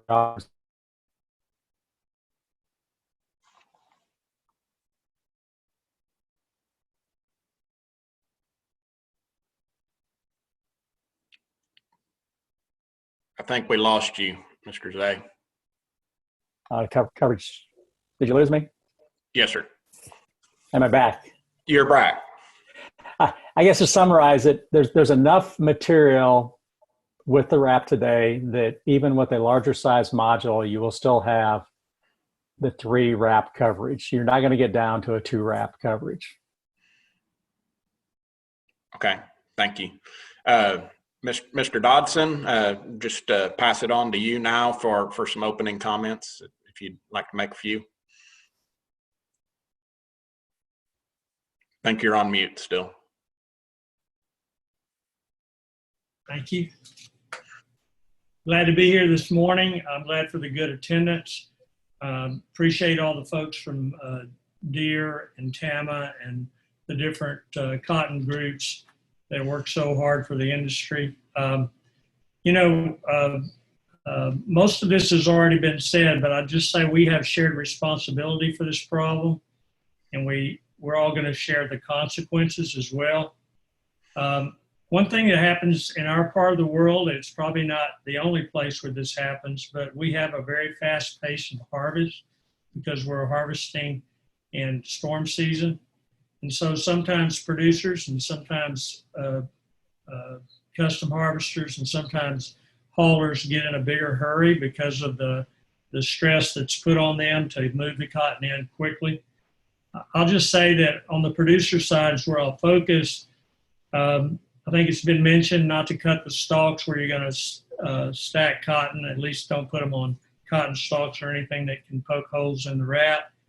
I think a lot of times some of the guilt falls on us when we don't put our best hand on the the module mover. Sometimes that falls to someone that's not quite as good because we put the best guys on the pickers. And so try to train those people up. I see a lot of damage that happens in my field occasionally and in other people's fields whenever modules are getting stacked and the module drags on the ground for several feet before it reaches its final destination and gets stacked. One thing we're going to try to do this year that some of my friends in the Southeast have done is mounted a camera up on a piece of tubing above the module itself so that you can see the distance and the location of the adjoining module before you set it down. You don't have to push it on the ground. I think that'll help.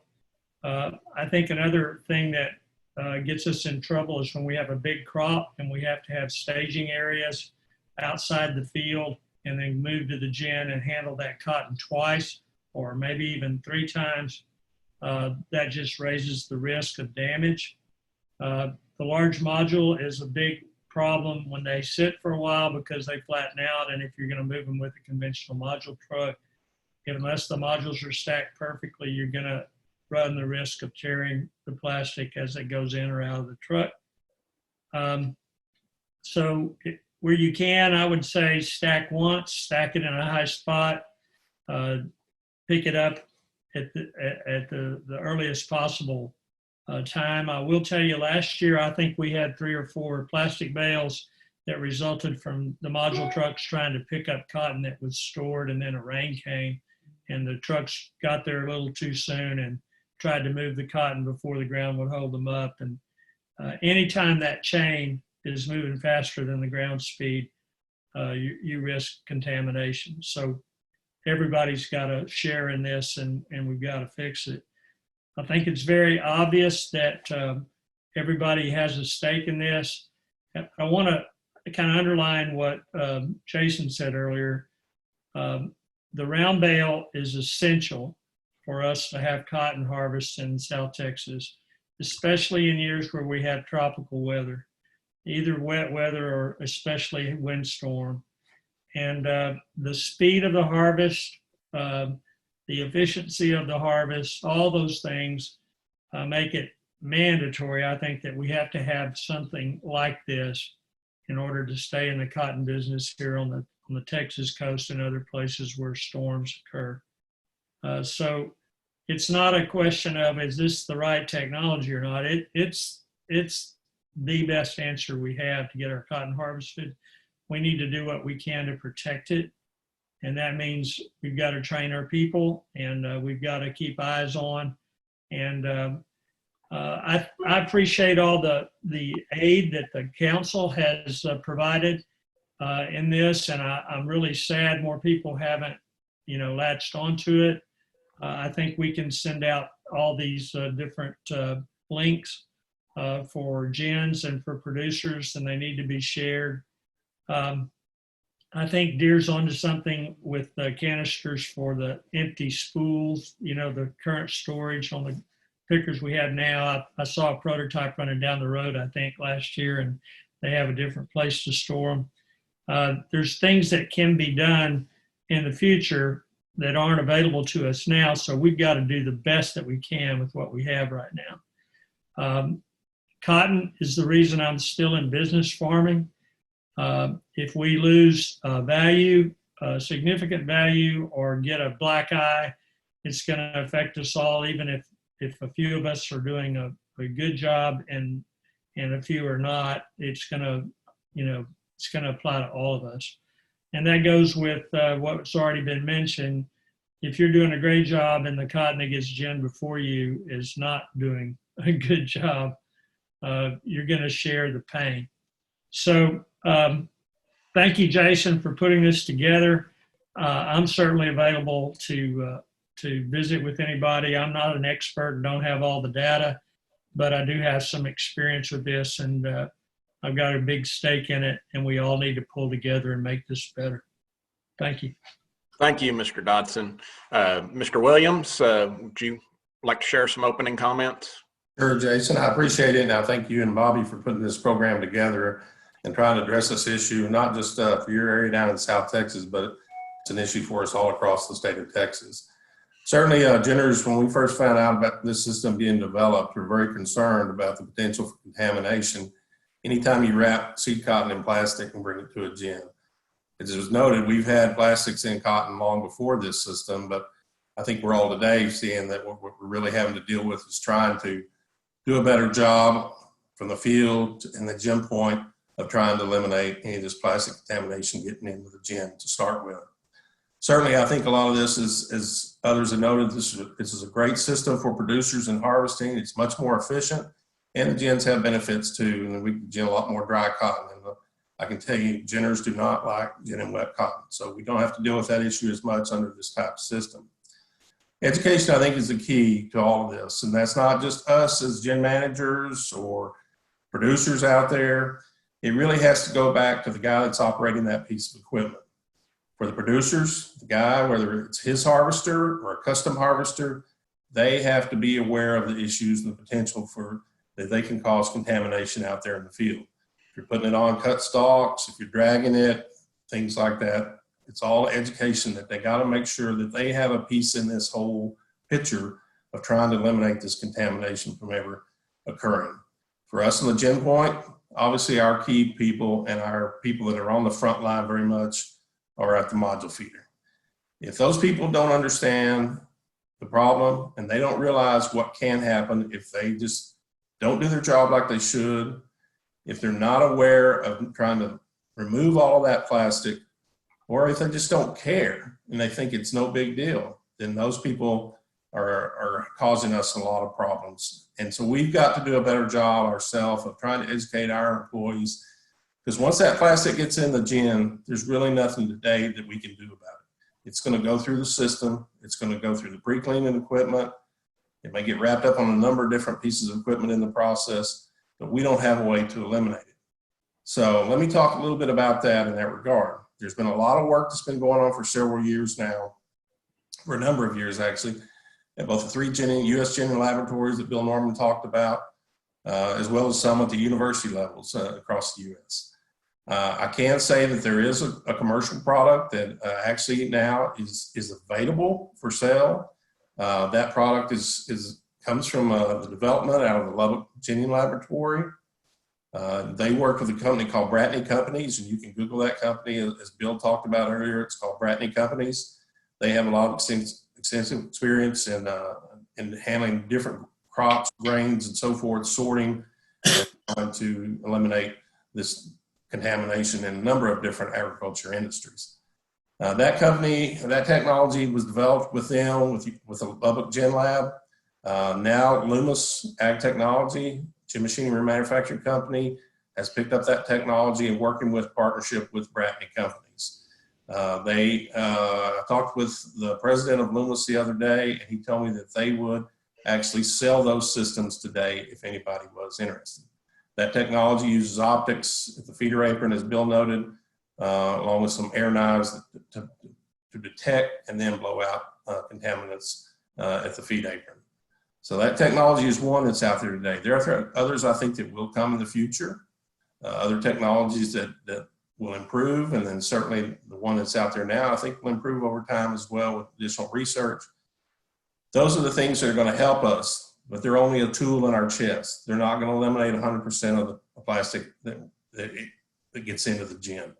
They may eliminate a good percentage of it, but they will never, I don't think we'll ever see 100% elimination in the gin itself. So the best thing that we can all do is work together, producers, ginners, to make sure that we never get that plastic into the gin to start with. And that's where I think education is a key.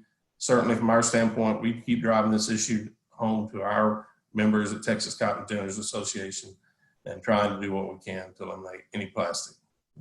That's my comments. I'd be glad to answer any questions. Thank you, Mr. Williams.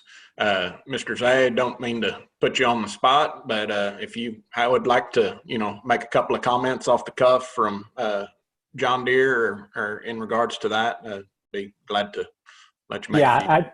I guess I would just acknowledge everybody. Just to intro myself, Roger Zay, I'm the Global Marketing Manager for the cotton product line under specialty harvesting within John Deere. I've actually been with the company actually going on 32 years. And the last 11 years I have been in this position in cotton. So I do have global responsibility. I do see the industry outside of the U.S. and both very thoroughly within the U.S. So appreciate everybody's comments. From what I've heard so far, everybody's pretty well spot on, and I really am looking forward to some additional questions. Thanks. Thank you. We've got one that was submitted several minutes ago regarding high temperatures. Could we experience the high temperatures that we experience at harvest time contribute to the reason that we see a higher percentage of plastic contamination than other regions? Yeah, Mike Beaver, you can jump in here too, but I would say, the way the wrap is designed and the system is designed, it's been tested at those very high ambient temperatures. And we actually run in various corner conditions, we call them.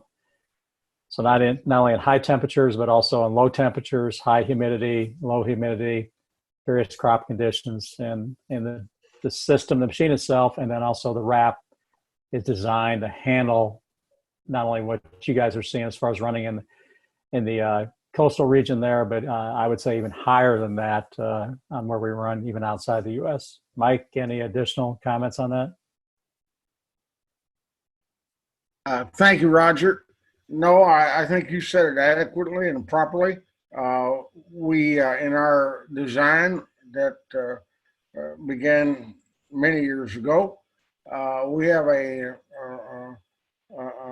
freeze and bake process that in our test laboratories in Israel, that we make sure that the wrap can withstand high temperatures, as well as perform in lower temperatures that we see in West Texas and on the high plains. So we're continually working with that, and every time we make a change or working towards the future, it has to go through the freeze and bake test, because definitely the wrap to be as economical as possible has to perform in all of the regions that John Deere sells the machine and we represent.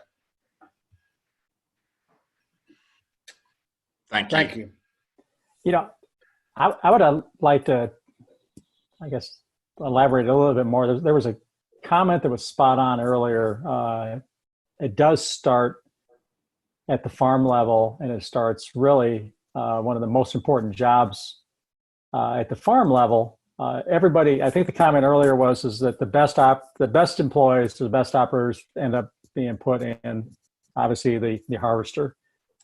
But one of the most important jobs that we try to stress to producers is it's not just the harvester, but it's the staging tractor or the staging front end loader that is as equally as important. And I have caught several producers who have the capability but are not utilizing it.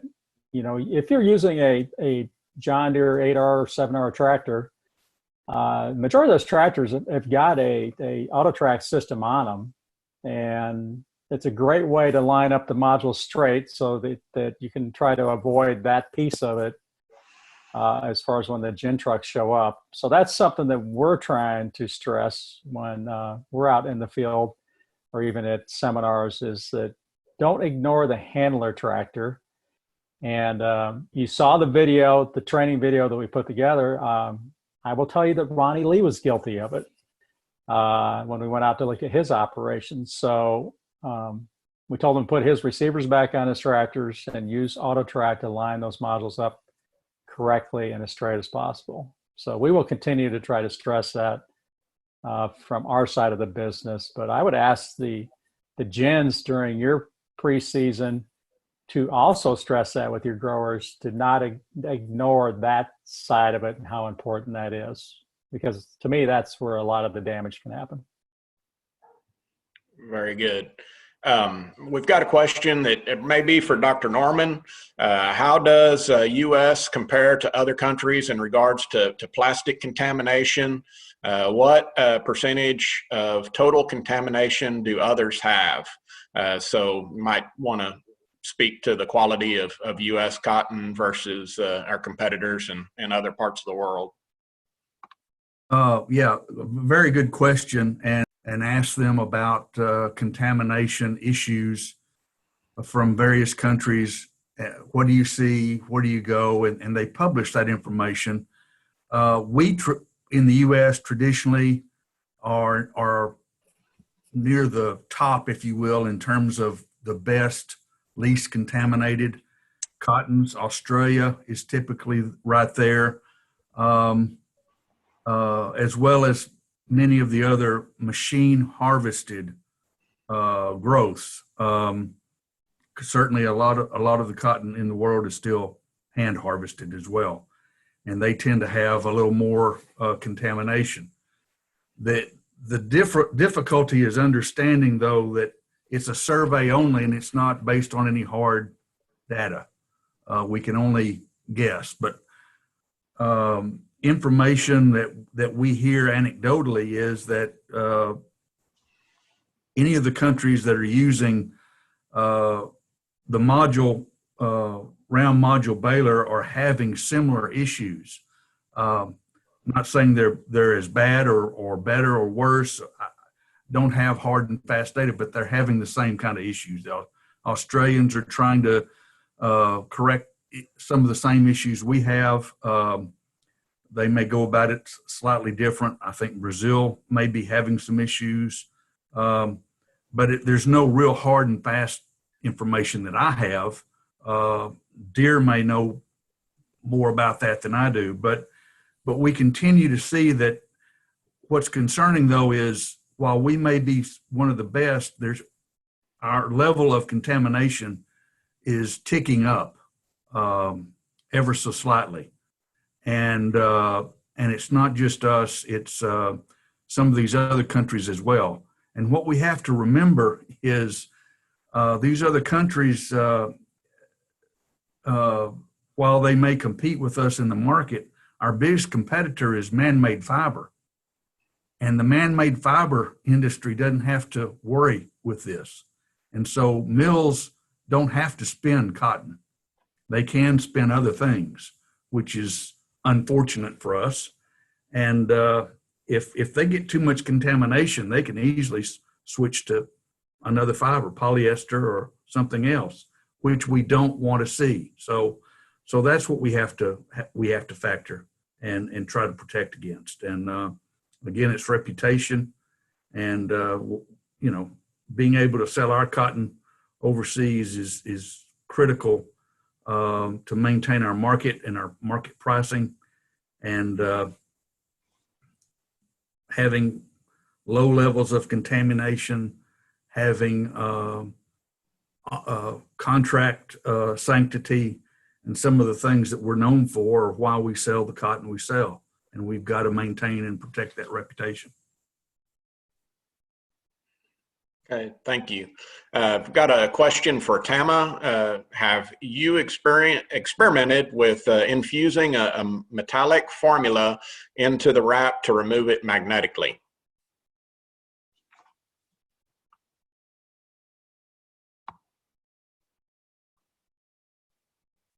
Hit, I gotta get the right button.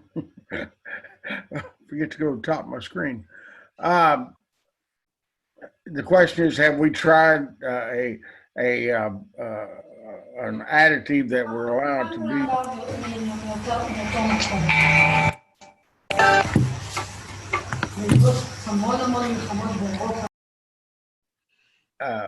Have we put a additive in it that we're allowed to be detected magnetically? And that's certainly a possibility. At this point, that has not been done, to my knowledge. Matan, you want to? Yeah, I will say a few things. First of all, my name is Matan Inbar. I'm the Global Marketing Manager for the cotton wrap product line in Tama Wrap. I want to thank you for this webinar. I think it's an important step in the training and education process to try and reduce the contamination, plastic contamination in cotton.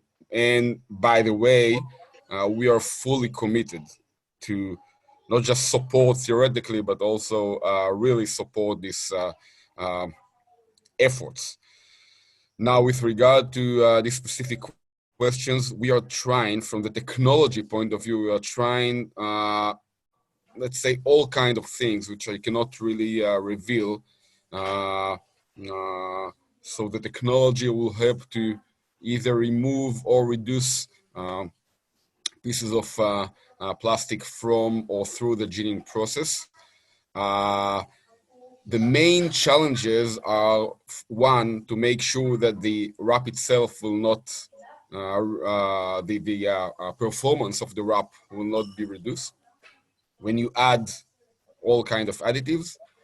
And on the other hand, you want really something that will do the job.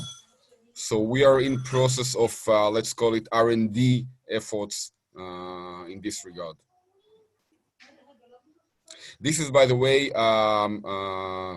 in addition to supporting the USDA efforts with the visual system, which is called Viper, which is now being produced and marketed by Botany. Okay, thank you. There's another question about polymers that are being used, the Aqua K polymers, or any other circular solutions. So this is a question that I mean, what is the? I'm not sure I understand the purpose of the question. Did we try different polymers that do what? I'm not sure. Okay. They're just asking if you, I guess, if you've explored other polymers like that. So if I'm trying to understand the purpose of the question, that is to all kind of polymer that can be identified right through the ginning process. So again, this is part of the entire efforts we're doing in trying to put something, let's call it some magical material, into the wrap that will, from one hand, not affect its performance, and from the other hand, we'll be able to all kind of sensors will be able to identify it and remove it. Again, this is preliminary R&D efforts at the moment. Okay, thank you. Mr. Dodson, we've got a question about the process of stacking round bales, and specifically they're asking about opinions, and Marvin, you can certainly chime in as well on opinions on stacking these round bales on stocks that have been cut and pulled. But what I'd like maybe each of you to do, or Mr. Dodson, if you'll start, kind of describe what your process is as far as handling stocks. I know that you had mentioned integrating maybe a backup camera for this harvest, but if you don't mind, kind of elaborate a little bit more on what you're doing on both of y'all's operations, and then if you could help address that question as well, I think that'd be good. Okay, thank you. I'll try to do that. What I would say to answer the first question that you mentioned about pull stalks, if you're doing a really good job pulling the stalks and you don't have any left standing, then I don't see any problem with that. That would be like plowed ground, basically. I haven't done that lately. I have several pullers, but I haven't used them in a number of years. So we typically just spray our stalks, kill them, or you know, sometimes we don't even shred them. But the way we operate is we've got two module movers, rear mounted on a tractor. Both of them have the ability to raise up, not just on the hitch, but with a chain system so that they can elevate. And that's something I didn't mention earlier, but you can have a driver that's going through the field, and whenever they don't raise the module high enough, if it's in pretty tall cotton, those cotton stalks rubbing against the bottom, especially if they try to go at high speed to keep up with the picker they're servicing, can rip the bottom of the module covering. It doesn't have to rip it all the way through and burst it, but it starts a tear that's going to be there until that cotton's ginned. And so we try to get our drivers trained to where they'll raise them up above the cotton stalks, and in rough ground they'll start bouncing, and sometimes they'll extend below the module handler and cause all kinds of problems with the wrap. We just we have end rows planted on all of our fields. We just stack our modules on end rows. We use the guidance system to try to keep them straight. The challenge for our drivers, even on the tallest tractor that we have, is seeing the modules that have already been stacked and knowing proximity about when to stop and drop the module. And also to be able to tell when that module's actually off the ground. When you have to drop the module down a little bit to be able to see the module behind you. Sometimes the driver's not careful, and sometimes the module is pinched a little bit and it's got a little sag in it. And so the driver feels like it's off the ground, but it's not. So we struggle with that, but we try to make sure that drivers take care of that. Our biggest challenge is when we break a module, and I think that's accurate. Tony mentioned that was a big problem. It is, because it's hard to get all the cotton up and off the plastic wrap. The ideal situation there is to either with vacuum or with blood, sweat, and tears, roll that cotton off of the old wrap and don't take any of it to the gin whenever you suck that cotton up in your machine, or send a truck out to pick it up. I hope that answers the question. I'll let Marvin try it. Yeah, good comments, Jimmy. One thing we try to do in our operation is we generally have a grain sorghum or cornfield right next to our cotton fields, and we'll generally stack our round bales on that. Now, occasionally we do have a cotton field that's just a cotton field, and then we work with that a little bit separate. But one of the challenges we have with setting them off on that grain field that's been disc and flat is the round bale doesn't always want to sit straight down. Sometimes it'll set down and roll one way a little bit. So that makes a problem for lining them up. Even though the tractor with the guidance system lined it up, the round bale wants to roll to one side. So we have a challenge with that. Yeah, same thing with broken modules. We just have to stop and pull the plastic out of it and find a way to pick it up. But asking a harvester, whether it's our own or a custom guy, to come in and pick up that cotton into a machine, that's not practical. You can't take an $800,000 machine and stop it to go pick up broken round bales. We've got to come up with another way to do that. That's about all I have, unless somebody has a question. While we've got both of y'all kind of speaking, maybe some comments about loading modules and some of the issues in regard to that, or some of y'all's concerns in handling some of those issues. I don't have a module truck of my own. I depend on my gen. We've had some problems. We've had some problems with older trucks that didn't have a transmission on board to sense the ground speed, and we're not going to use those trucks anymore, obviously. And I'm curious about the difference between using flatbeds versus trucks.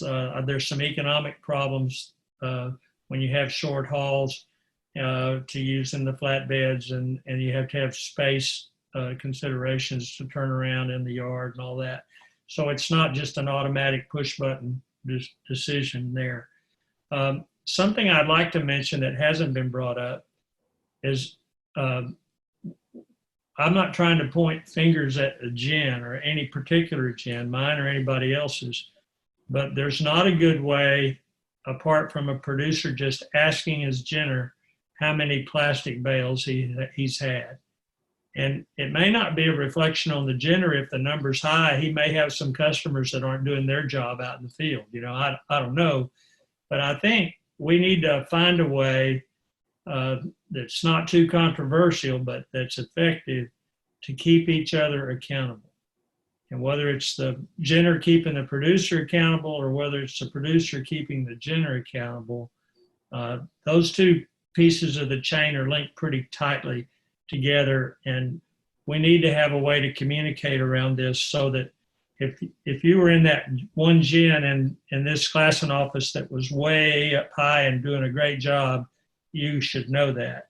And if you were over at gin number 1 at the low end of the scale, I think all the producers at that gin need to know that too. And that kind of, I call it constructive friction between the players will help solve the problem.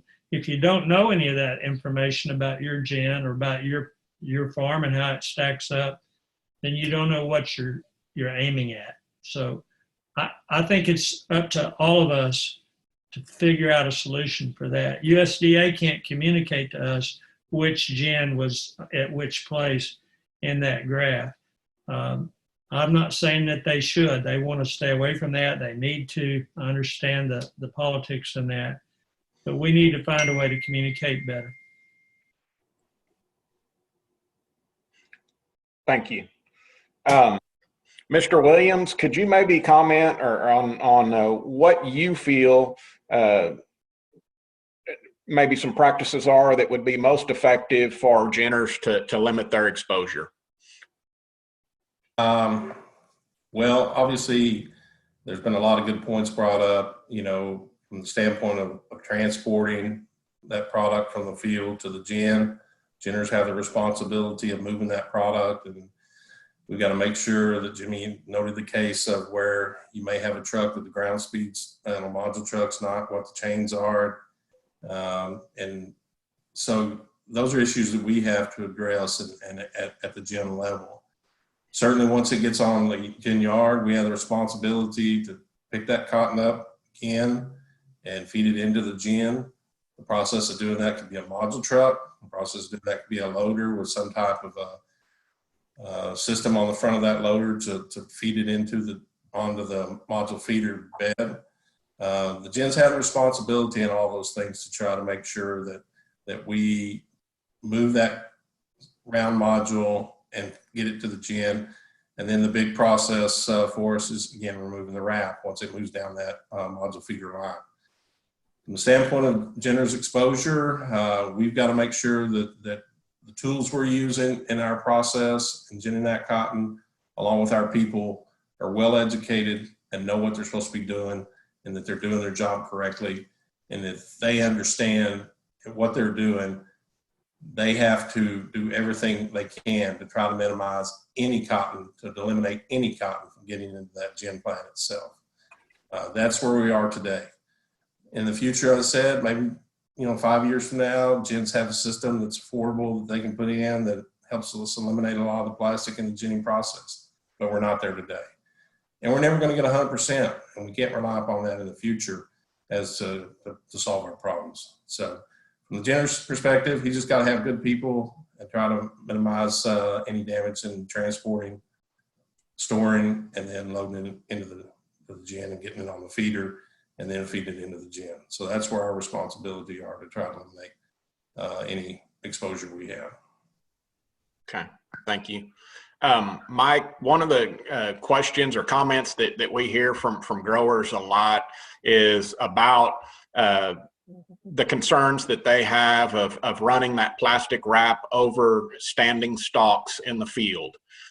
Can you speak a little bit about the integrity of that wrap and concerns that they have regarding that wrap going across the unmowed stalks? Of course, we've are learning that that's the best management practice for stacking, to stack those on mowed stalks so that we prevent that stubble from poking through that wrap. But then growers have the concern about running it across the unmowed stalks in the field. So if you could kind of discuss that a little bit from the wrap standpoint. The integrity, well, I want to make sure I understand that question, okay?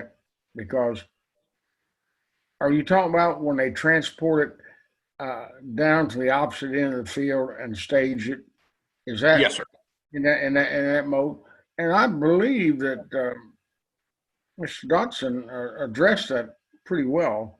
The integrity of the wrap is strong. There's 3 wraps, and when it's being transported in tall cotton, and I assume that's what the person's addressing to, the ability to raise that bale up is definitely important. I've seen people with the independent suspension on tractors and the comfort of the seat.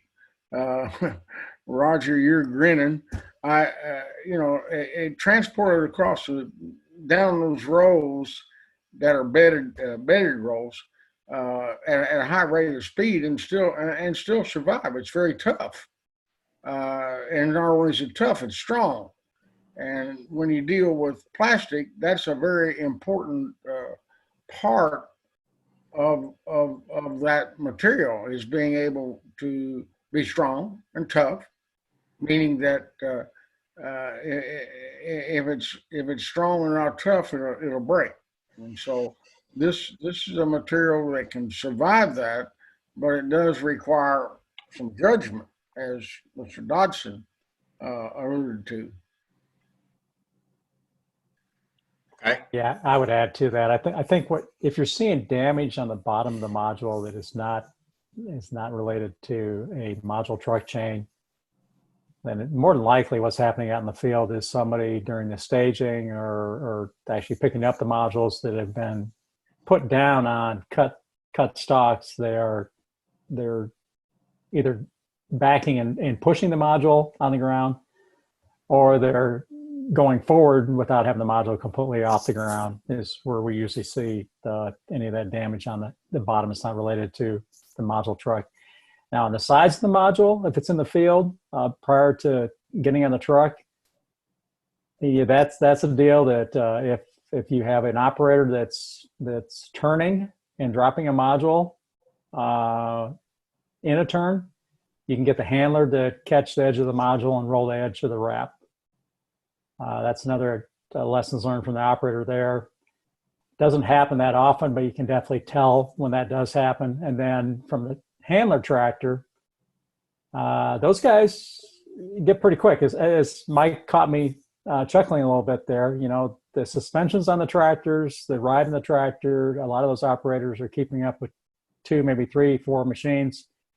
They're running in road gear out in the field, across that field.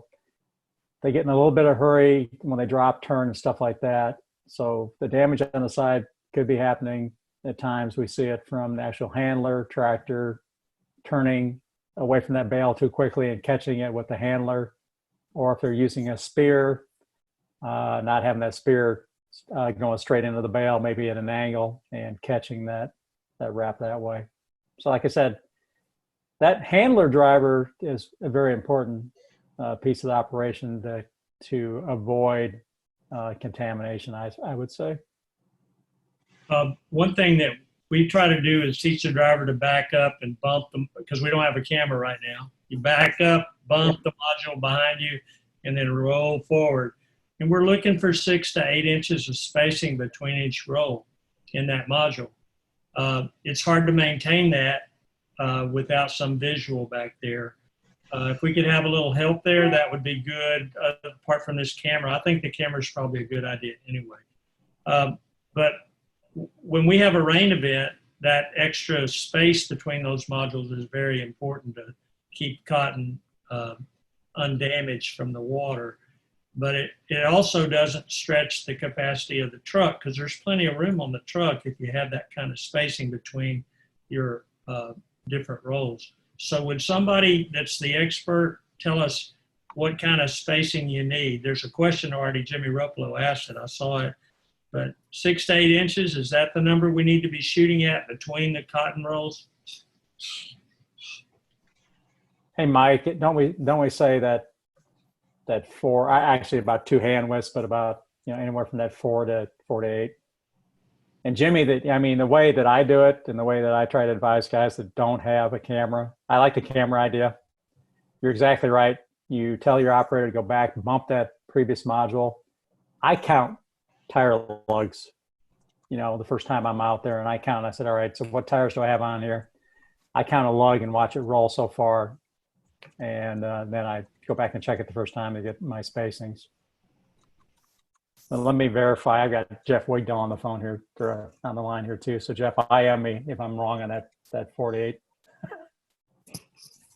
That helps the module truck too, because if you have them up tight, it lets you have flex. It runs them together, and that it risks tearing the plastic on the bottom whenever they're in that bind. Yeah, Jimmy, you hit on that perfectly, because there's some misconceptions out there that we've had to address, that people think that they need to be tied up together each other to avoid when it rains and stuff like that. They're trying to protect them, but actually we want that gap in there to let some airflow in there to help keep them dry. And then also when they're loading on a truck, when they're flexing, we don't want them, the one pushing against the other one and trying to roll an edge. So you do want that gap between them. Here again, a lot of things that we that video that we put together, a lot of things that we were trying to address in there. It's a great video for the National Cotton Council put together for people to watch. We have a question about unloading on the go. So I don't know if the growers would want to make a comment on that, or I guess that just goes back to how you handle stacking. No, I think that one is pertaining to the machine unloading on the go, which obviously it's designed to do that. It's designed to let the module roll a little bit and gently drop it. It doesn't. You don't run the risk of the machine even in the stock so much dragging the module. It lets it roll nicely off the back on the handler. And Jimmy, you might want to jump in and comment on that too, or Arvin. Yeah, the only place we've had a problem is if a driver, and once or twice it's been me, tried to unload a little bit too close to the end, either leaving the field rows or pulling in, and you've got a little turn going on whenever it hits the ground. And that way, one side of the module digs in the dirt, and you can actually break a module doing that if you're really careless. But even the slightest turn can cause a little damage in the corner of the wrap, where it wraps around the edges. So you want to stay straight is what I'm saying. That's been our experience running our machines. Is as long as you're going straight, we haven't seen a problem unloading while you're moving. One issue though, that I have a lot of neighbors, and when we run on half-mile rows, we can almost always get most of those round bales close to the end that we're going to stage them. I've noticed custom operators, and I'm not going to blame them, but other people, they'll just dump round bales all over the field. That goes back to the operator of that machine. If he can dump them close to one end, you don't have to drag them through the stalk so far. I know when rows get long, you can't always do that, but on half-mile roads, which is most of my neighbors in Sam Patricia County, and dump them close to the end you're going to stage them on.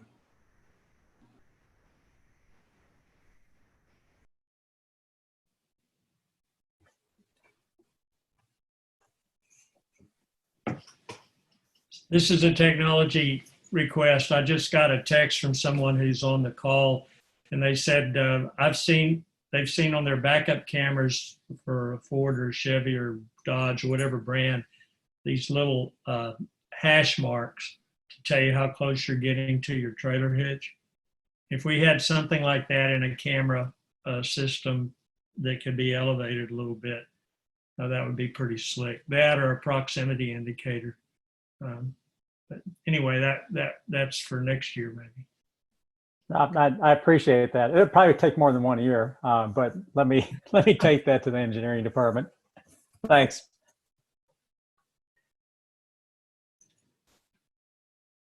We've got some questions on plastic removal, but I'm not quite following the question. So Daniel and Sid, if you, I guess, could give me some clarity on what specifically you'd like to ask, or type it in so everyone can see the question exactly. I'd be happy to relay that, but I'm not quite sure how to ask, or what you're asking me to ask.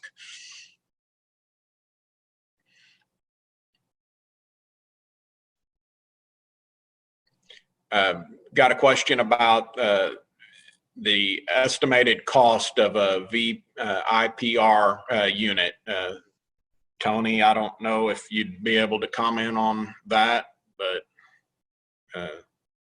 Well, I did see that Ross Rutherford with Loomis Ag Technology had chatted in, basically saying, you know, if anybody's got any questions, they can ask him. So, Ross, I don't know if that's something you can give us a ballpark range on or not at this point, but you know, I think from talking with Russell, I know that he said that they are at the point where they feel comfortable in selling that technology today and installing it in a gin if they're interested. So, Ross, I don't know if you can give us just a ballpark figure of what that would run, but anyway, I don't know what that cost is. I have no idea. So.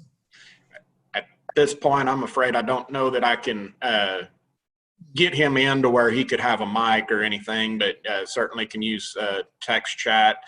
He had sent me some comments about that, and he did mention for anyone to feel free to contact him about any information regarding that if they'd like to do that. And I asked for him to provide some contact information with me. I'd be glad to share it if he wanted to do that. So if you want to share your contact information and chat with the group, certainly welcome to do that so people can reach out.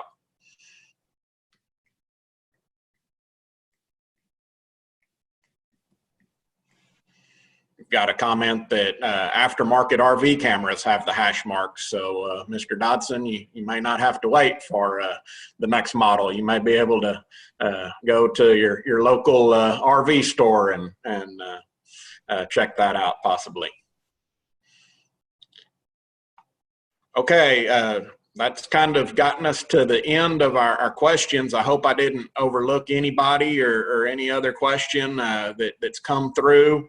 If I did, please shoot them to me real fast. I know, I am missing a few. I got one here about the color of wrap other than yellow.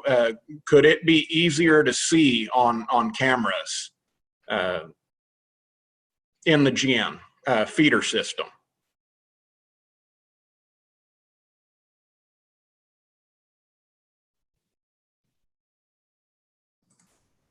Jason, again, this would be a good question for Ross. I do know there's been work that has been done in the research that they did up the Gin Lab in Lubbock, looking at the various colors. And yes, there is some difference in the ability to determine some colors better than others, but I don't have the which is the best or which is the worst. Ross, I actually think I may have figured out how to get you a mic, so you might see if you would like to make some comments. I think I tried to open that up for you. So okay, can y'all hear me? Yes. I was typing feverishly trying to answer, and it's like that was like the blind leading the helpless. A couple of comments. First of all, I applaud the different functional areas of the industry, TAMA, Deere, and everybody. Of course, without saying, the Cotton Council has been leading the charge against contamination for decades. It's just been brought to the forefront by the plastic wrap. And that, you know, I'm not going to throw the plastic, you know, round module wrap under the bus necessarily. While it is an issue, we've got plenty of other contamination still coming to the gin that has to be dealt with. So we've had a good working relationship with Bratney Companies on the developmental work they did through the USDA Lubbock Gin Lab and the other gin labs working on optical detection. VIPER stands for Visual Imaging Plastic Removal. Greg Holt of the Lubbock Gen Lab is one that came up with that moniker, and we, being the marketing guy at Lummus, I'm also an agricultural engineer, so Bill and I went to the same school for the criminally insane. But the VIPER system is using optics and air knife. Bill probably told you about that. We have one gin in the U.S. that has that system installed. We installed it late last ginning season at Southeastern Gin and Peanut in Surrency, Georgia. That's Kent Fountain, chairman of the National Cotton Council. That's his gin. And Kent has been leading at the forefront of leading the thing to address the contamination. And through his leadership, he made the investment in that system. We've designed the system right now. The Bratney cameras basically are placed on 1 foot. They're placed across the feeder apron, the feeder feeding the gin stand, the open feeder apron. And they're placed at 1 foot distances. Each camera covers a foot. So a 10-foot wide feeder would need 10 cameras. We've got it currently designed, a system designed to retrofit onto Lummus model 700 feeders, the original 700 feeders and the subsequent designs that are very similar but slight little differences. We have to furnish a lower pivoting apron that is specific to the model of feeder. Bratney supplies the camera assembly based on the dimensional drawings that we exchanged with them. And Kent fortunately had 2 different generations of those Model 700 feeders, so we have it designed for all the different models in our line. There are some other competitive feeders that are out there that are very similar to the Lummus 700 feeder that it could be installed on. I say the word could be because we would have to do that design work, we'd have to get the field information on those particular models of feeders and do the design work. At this point in time, the delivery on the cameras and everything, I think it's not really likely that we could deliver any VIPERs for the Coastal Bend and Rio Grande Valley region. I know it's not feasible to do this year, and it would be fairly aggressive, although we would like to put some in up on the rolling plains and the Texas high plains, as well as other parts that gin and more in the fall. We are going to be doing more analysis of what we did at Southeastern Gin this fall again. I published a paper and it was presented at the 2020 Beltwide Conference. And Jason, I'll be more than happy if you'll send me your email. I'll be more than happy to send that, and you can distribute that to anyone in the group that wants it. Basically, we tested 5 different types of plastic, and it's discussed in the paper. We had an overall detection and rejection success rate of about 89.4% across the board. The point that everyone has made, especially Tony, that was of the pieces of plastic we put in and that we detected. And we were doing it we did a subsequent test where we did it through the extractor feeder itself and got some additional work. Martin Schreiner, folks from Tama and Deere, and the USDA Lubbock Gen Lab were all there in February, and we did some subsequent testing. And Cotton Incorporated purchased those bales because we didn't get 100%. And so obviously if you don't get 100% contamination detection and ejection, you've got to assume that some of that plastic made it into some of those bales. And Cotton Incorporated was opening those bales and analyzing that to determine what went on and what pieces of plastic got through. So I certainly appreciate that as well. We would love to be further along with the development of the VIPER system to get around to answering the question on an 8-foot wide extractor feeder. The price of that system is about $40,000 per feeder. That system also requires a very clean, dry source of compressed air for two reasons. One, to cool the unit. The cameras, the bright lights in the thing get hot, and as well, it's to purge the lenses because a cotton gin is a dusty environment, so you've got to purge the lenses. Some of the pros of the system, it can be very sensitive.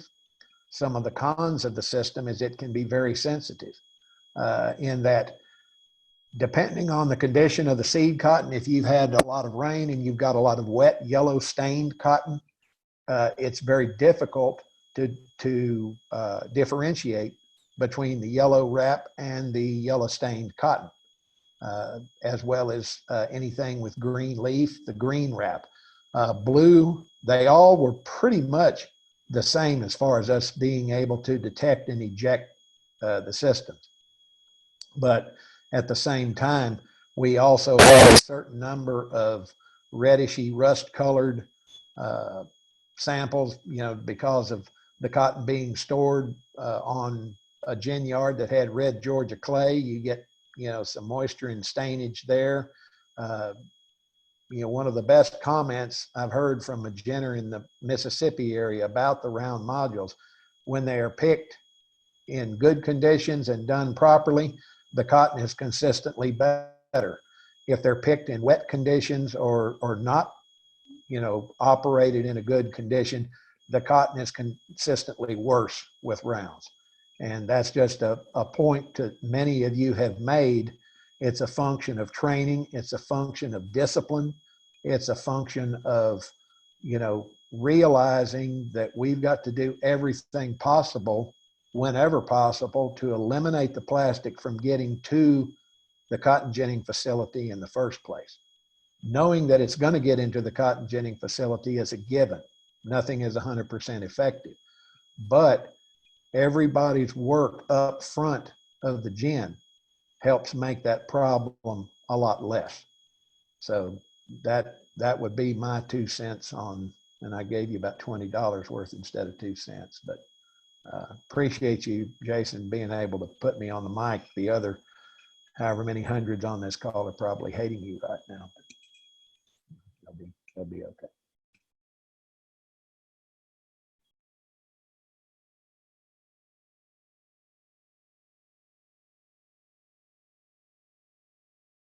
Jason, you're muted.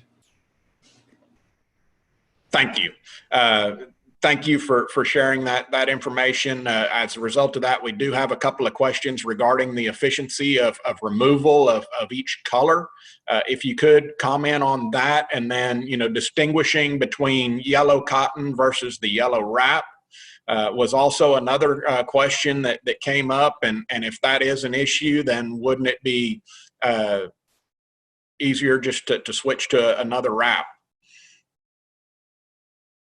Or what colors make it easier for the camera to distinguish?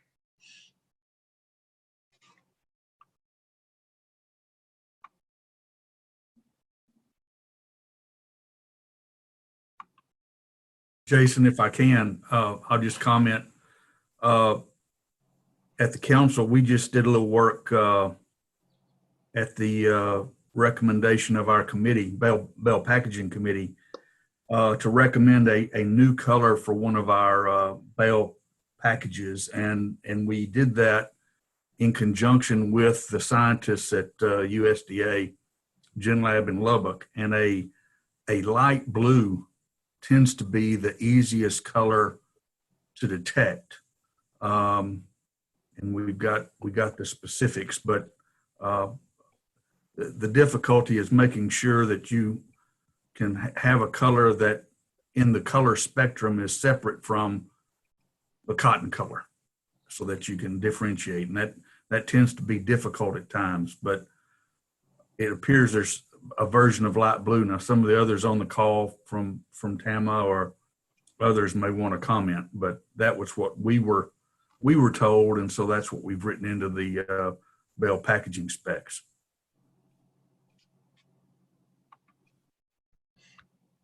Okay, Ross, I think I got you unmuted again, if you have something to add. Okay, let me, can y'all hear me? Yes, sir. Okay, good. I'm looking at, I pulled up my belt wide paper and I'll send to you, looking at by color, by ginning line, and we had anywhere, let me see here, by wrap, by color. Strangely enough, we had on yellow wrap, we had a 90.28 on all three lines combined, all three ginning lines, gin 1, 2, and 3. And I won't go into all the number of samples and everything, but we had a 90.28 efficiency on pink, 90.28, on non-tacky green, 90.28, on green tacky, 87.5, and on blue non-tacky, 88.89, which, you know, you're only a % difference, but actually your entire collection efficiency was north of 88% on all 5 colors. I was of the opinion, and kind of like Bill, that blue was going to be better. If you got something that doesn't normally occur in nature, and of course, much to John Deere's dismay, green and yellow appear in cotton on a pretty regular basis, unintentionally, through green leaf or by yellow stalks. At one point during our testing, we extracted a yellow piece of stalk. I thought it was a piece of wadded up, twisted yellow wrap, and it turned out not to be the case. It was a piece of yellow stalk.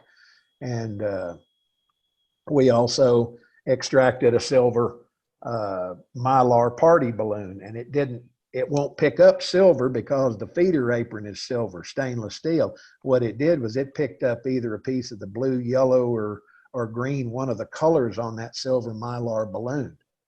But it's good that we did, because it was a giant piece. Had it gotten to the gin stand, it would have been about 500 little pieces of silver mylar balloon.